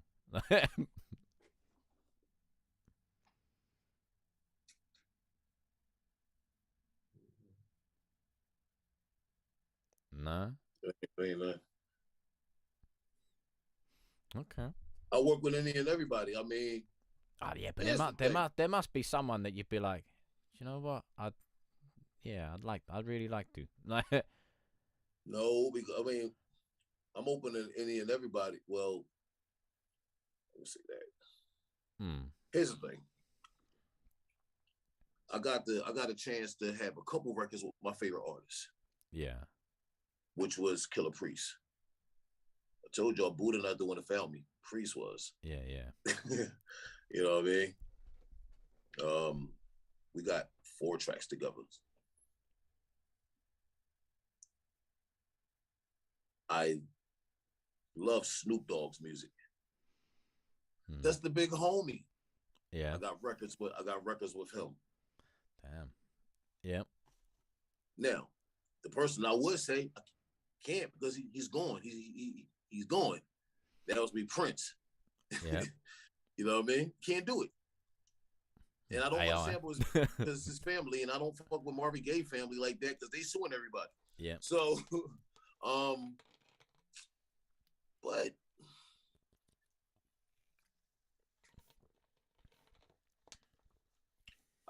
I'm I'm I'm willing to collaborate with a lot of people if it makes sense. Yeah. Yeah. Yeah. If That's you all. listen to so watch this. If you like old school music, I ain't talking about hip hop. It's about that 60s, 70s pop feel. Mm. You heard my song, Everything Is All Right. Yep. That's the Intruders. Yep. Yeah. I heard you. You I know what I heard you say mean? that on another one as Yeah, that's well. the Yeah. that's the Intruders. How much bigger can you get? You know what I mean?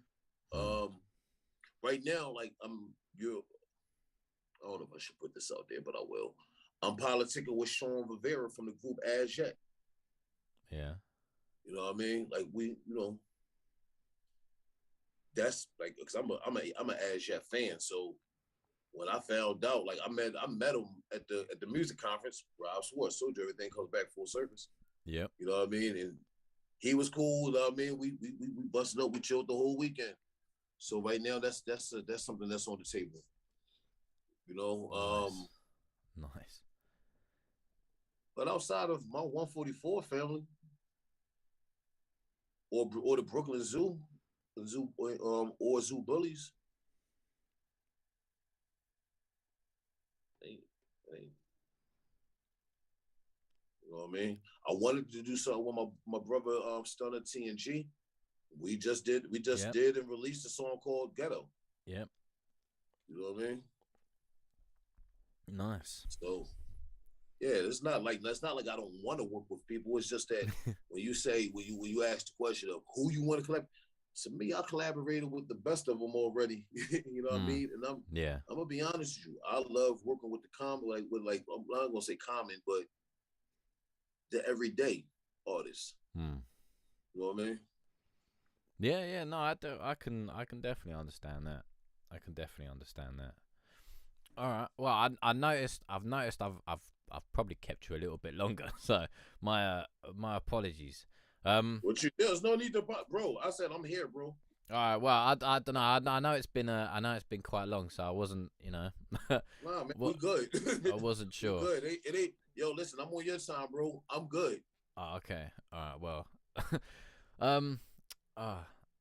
Yeah. So there was another little thing I was curious about, although I couldn't really find anything on it though. But you did mention it in your live on Monday. Was the like the Warm Hearts LLC? Is it Warm Hearts LLC?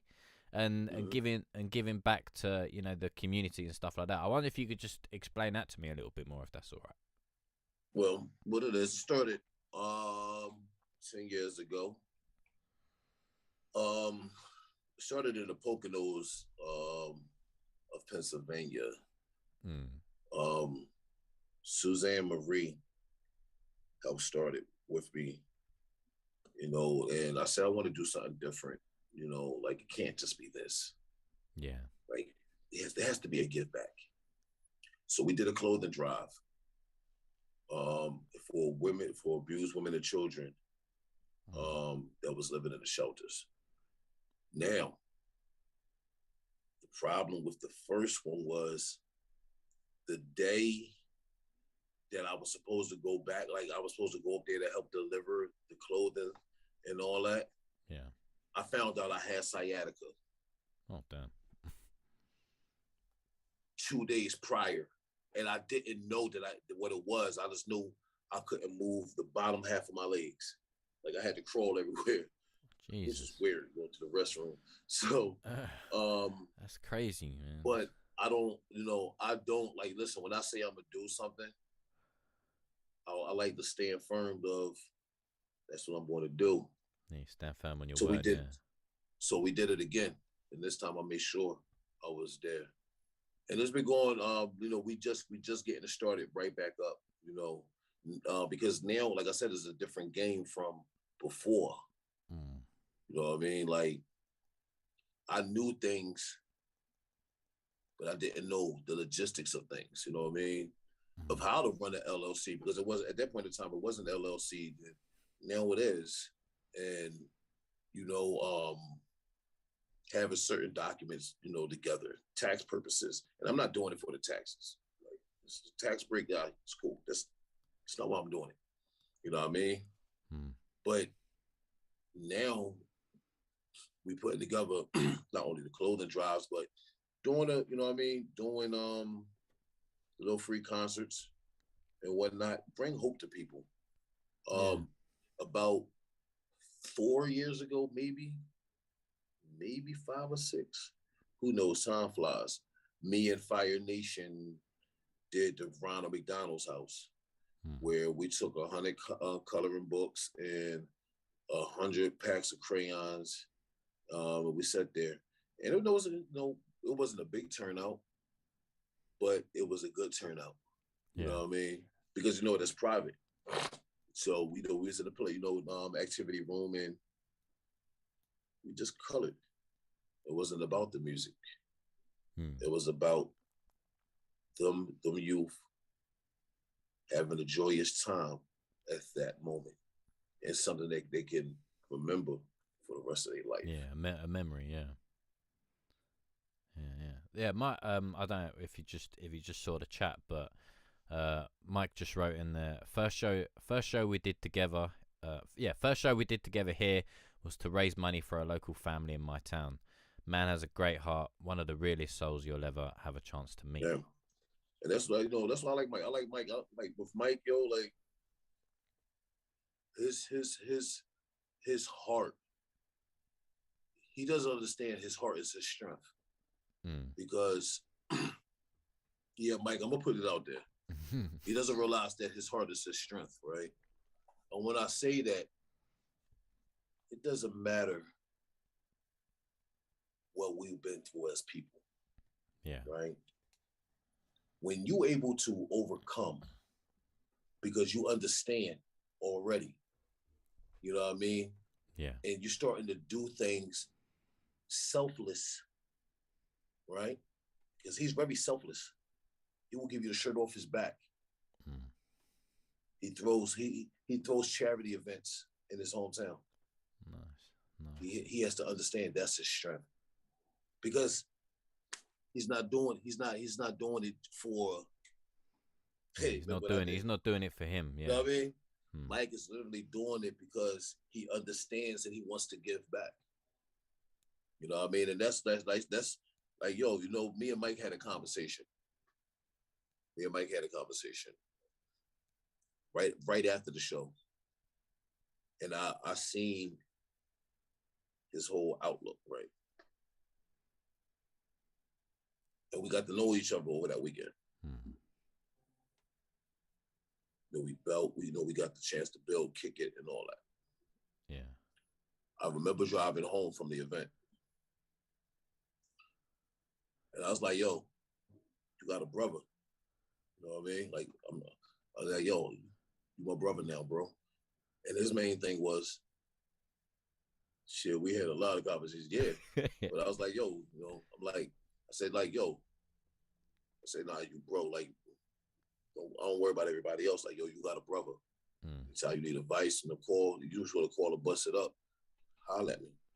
That was 4 or 5 years ago. Yeah. Till this day. Now, Mike calls me this is the first week in 5 years that Mike has not called me. Like, I had a whole break up till the day when Mike fucking called me. All right. And I keep telling him, don't call me before 11 a.m. I ain't had my damn coffee. Yeah. But after that, we cool. Did you see his message earlier in the chat when you were saying about going for walks, and he put in the chat, yeah, as long as it's after 11. Nah, I actually was speaking back about my walks. I do my walks in the morning, very early. But yeah, so like, but that's just again a testament. Like, so now, like, when he said that, and I'm telling you this with Judah Priest Warm Hearts and what we doing.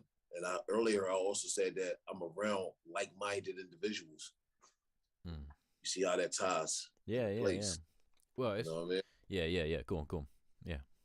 No, you got. You know what I mean? Yeah. So like the kind of individuals that I have, because we like-minded, we have the same interests. You know what I mean? Whether it's the charity side or the music side or the personal side, like we have common interests. This is what else keeps me motivated. These are the people that help motivate me that I can motivate others.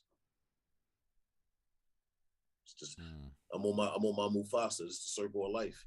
You know what I mean? Yeah, no, man, I like that. Thank you for sharing.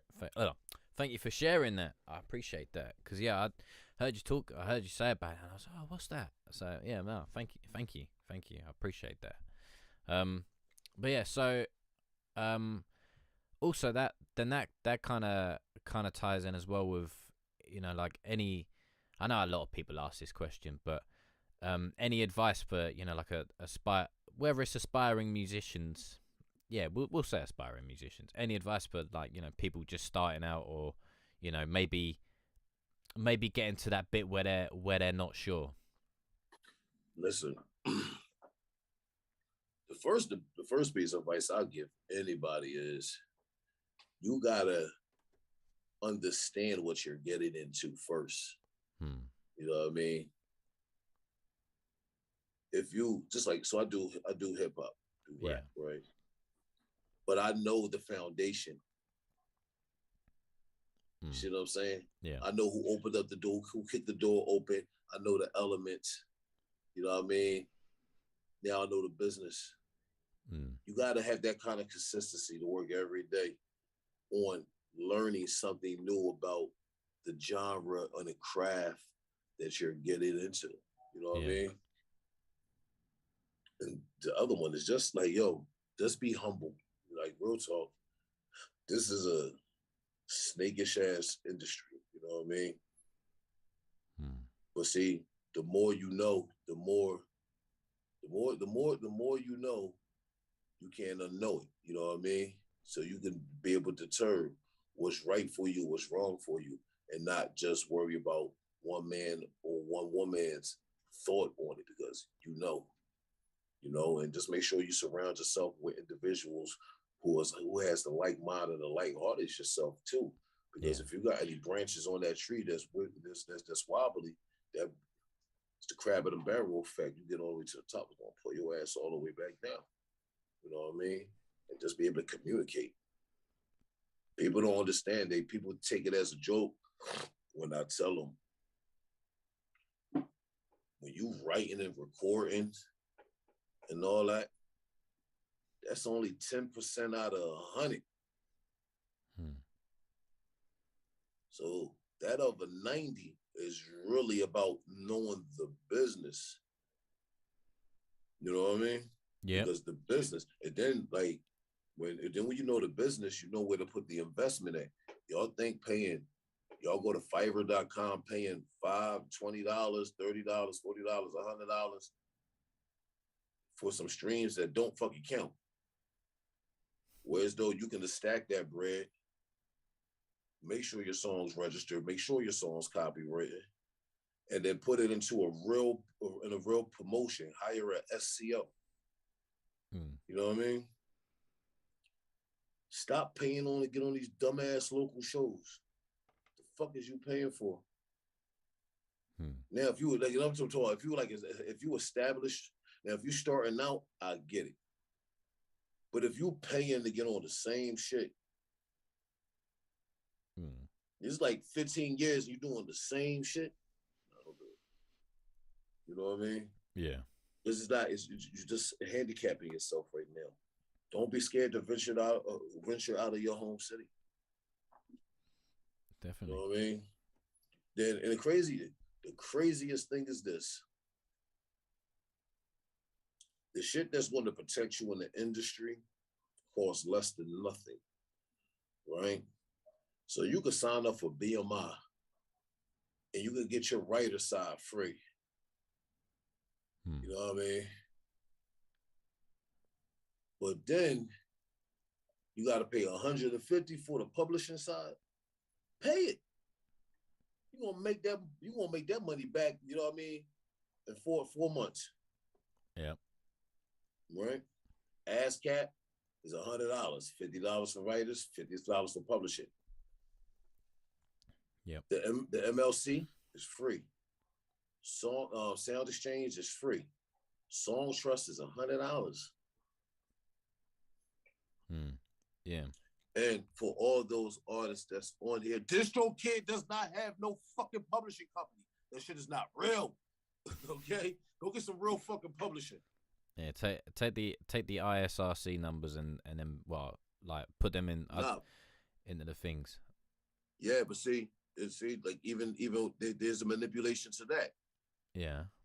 Right, but see, you got to be careful with it, because if you use DistroKid, United Masters, and all that, if you don't pay that money, and you want to move on somewhere else, it takes it all down. Whereas though you go to CD Baby, is up there forever. Yeah. Right. But then you take the ISRC codes off for that. upload the same music to Bandcamp, input the ISRC code, boom. You on a whole different platform streaming. That's straight up money. You could do the same thing on your phone on Halanas.com that has a built-in infrastructure to sell merchandise, CDs, T-shirts, hair, oil. You know what I mean? You sell some other things in there, but you can get locked up. Don't do it. Yeah. Nice. Wait, who says? The mic comment. Mike is always on a comment. Yeah. And also the thing with that is, you know, whether it comes from streams, but if your music is registered in, you know, the BMI ASCAP, I'm not entirely sure which one is which over there, but we have PPL and PRS. Yeah, what's over here. Them is over there too. Yeah, and then if you've got your music with them, you know, it doesn't matter whether it's played on Spotify, or you know, whether people play it on something else, but you know, then you also get, so like over here, you know, if a band plays a track, they have to record it, and they have to say, you know, we played this song, and you know, festivals and stuff like that. So you know, even if like a DJ or a band, or you know, like someone in a shop, whatever, same thing. Know, it all comes from there. So yeah, definitely get it on those platforms. It's the same thing. You just gotta register. You gotta register your playlist. You know what I mean? Which is another way to get paid. See, people don't understand that you get paid 5 ways off of one royalty. You know what I mean? And before you get a performance royalty out of all that, right? Yeah. So if you got a performance royalty, that's you performing live on stage. You know what I mean? Just gotta register your song inside your publishing company. Say, I was there this date. Here's the flyer. Here's all the information. This is the songs that's registered that I performed. Here you go. Nice. And go straight to your publishing account. Nice. So yeah, I've kept you long enough. Cool. So I think we'll kind of wrap it up. But is there anything you kind of, you know, you've had 2 singles, well, one of your singles, another artist from 144, and then you know you've got a gig that you've got coming up at the end of the month. So is there anything else you wanna talk on and share? Oh well, let me say this, brother. It's been an honor. It's been a pleasure. I want to thank you for allowing me to be on your platform in this manner. You know what I mean? Mate, you're more than welcome. more than welcome. There's a lot that's going on, especially surrounding 144,000 shows and few, the movement. So you get two 144,000 shows and few albums this year. One of the main members, and one is the whole family. So that's the main members and the extended family, which is really members. You know what I mean? Yeah. 44. This is a volume 1. It's called The Round Table. A lot of 144 records. So we're doing Gang of Roses, which is my all-female hip-hop group, working on their album right now, finishing up their single this weekend, and going to be getting that all encoded and ready to go. We got Kishana K, whose single Drunken Confidence dropped today, along with my single Rise Level Up featuring Etia. Smooth Mass Beats and Father Time and myself, we have a group called the Alumni Association. We just dropped the album a couple months ago on HHV Records in the UK. So we're working on our sophomore product right now, which is almost complete. Twist Flavor is about to release his second single, Savage Beast Mode.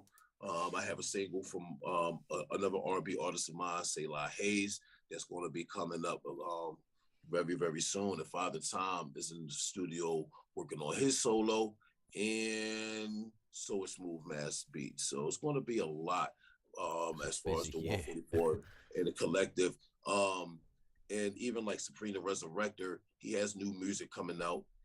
He's actually touring right now. And he has a book dropping out September 15th called Where I'm From. MAS Lights Out. from 144 just dropped his new single "Way Too On." Grand Centennial from 144 just dropped his single "Body Bags." They dropped it the same week. I know Mike B has his single "Playing with Pain."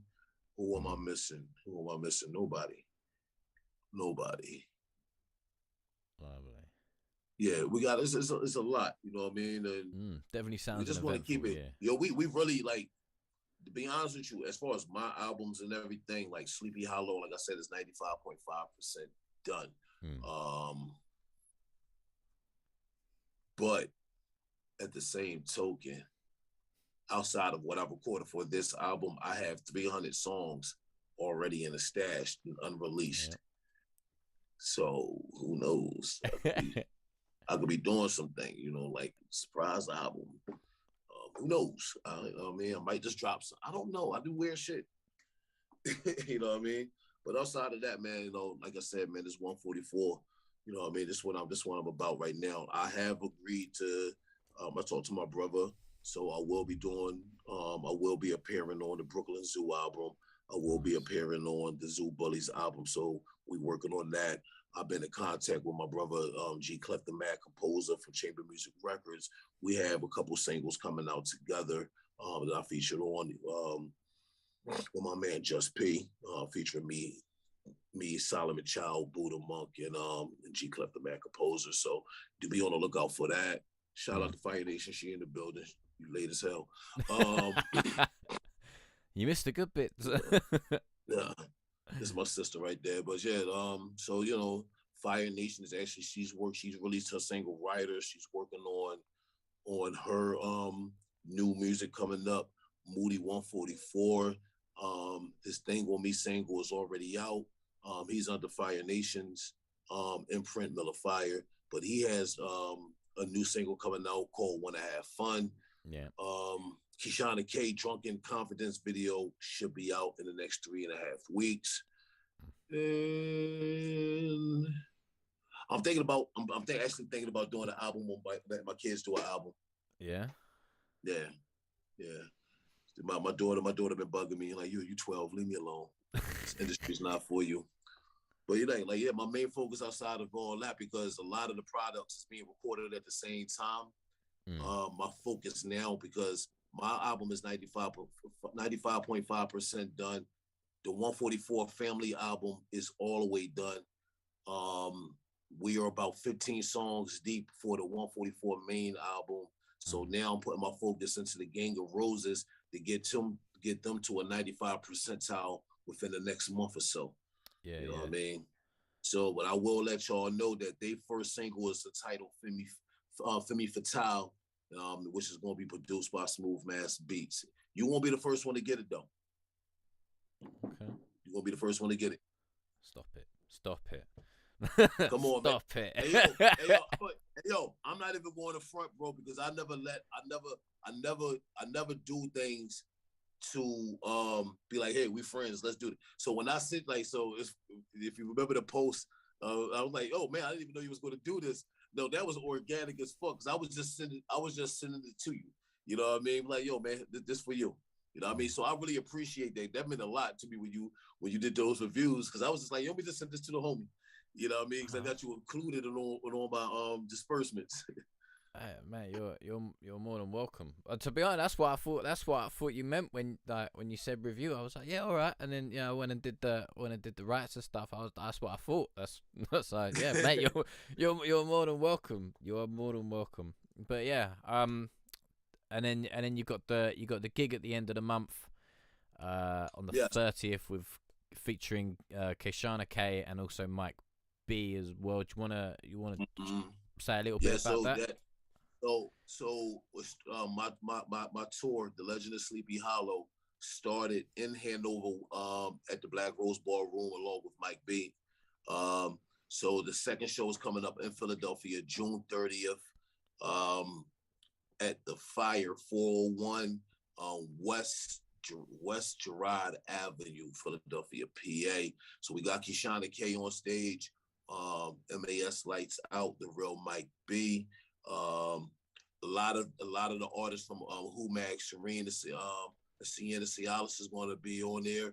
The Insight, which is Divine Styles and Miss Jasper, they do poetry, is on there. My boy Sean Eric, who does soft rock and country music, like he's rocking on there. So it's actually a variety show. Nice. We got a group. There's a group, Resounding. They're a metal band. So they're going to be playing. So it's going to be a good variety show. See, I told you I do weird shit. Like hey, why not? Little hip hop as much, man. But yeah, so it's a lot, and getting ready for this Canada and Dubai trip, and Europe trip later in the summer. So Lovely. Thank you, mate. It's been an absolute pleasure. Also, shout out to everyone that came through the chat and has engaged and chatted away. It's honestly been an honor to have yourself, Judah, and have you guys in the chat. Yeah. So basically, we should hopefully be back tomorrow for a music review stream, 8 p.m. UK time, 3 p.m. Eastern, 12 p.m. Western. So again, if you do want to send in your tracks for tomorrow, the link should be at the bottom of the screen, hopefully. So forthelagofgod@gmail.com. So that's where you can send your tracks. But just remember, small f, because if it's a big F, I'm not getting it. So small f, forthelagofgod@gmail.com. And everything will be all good. So I will see you tomorrow, people. It's been a pleasure. Salute. I appreciate you, bro.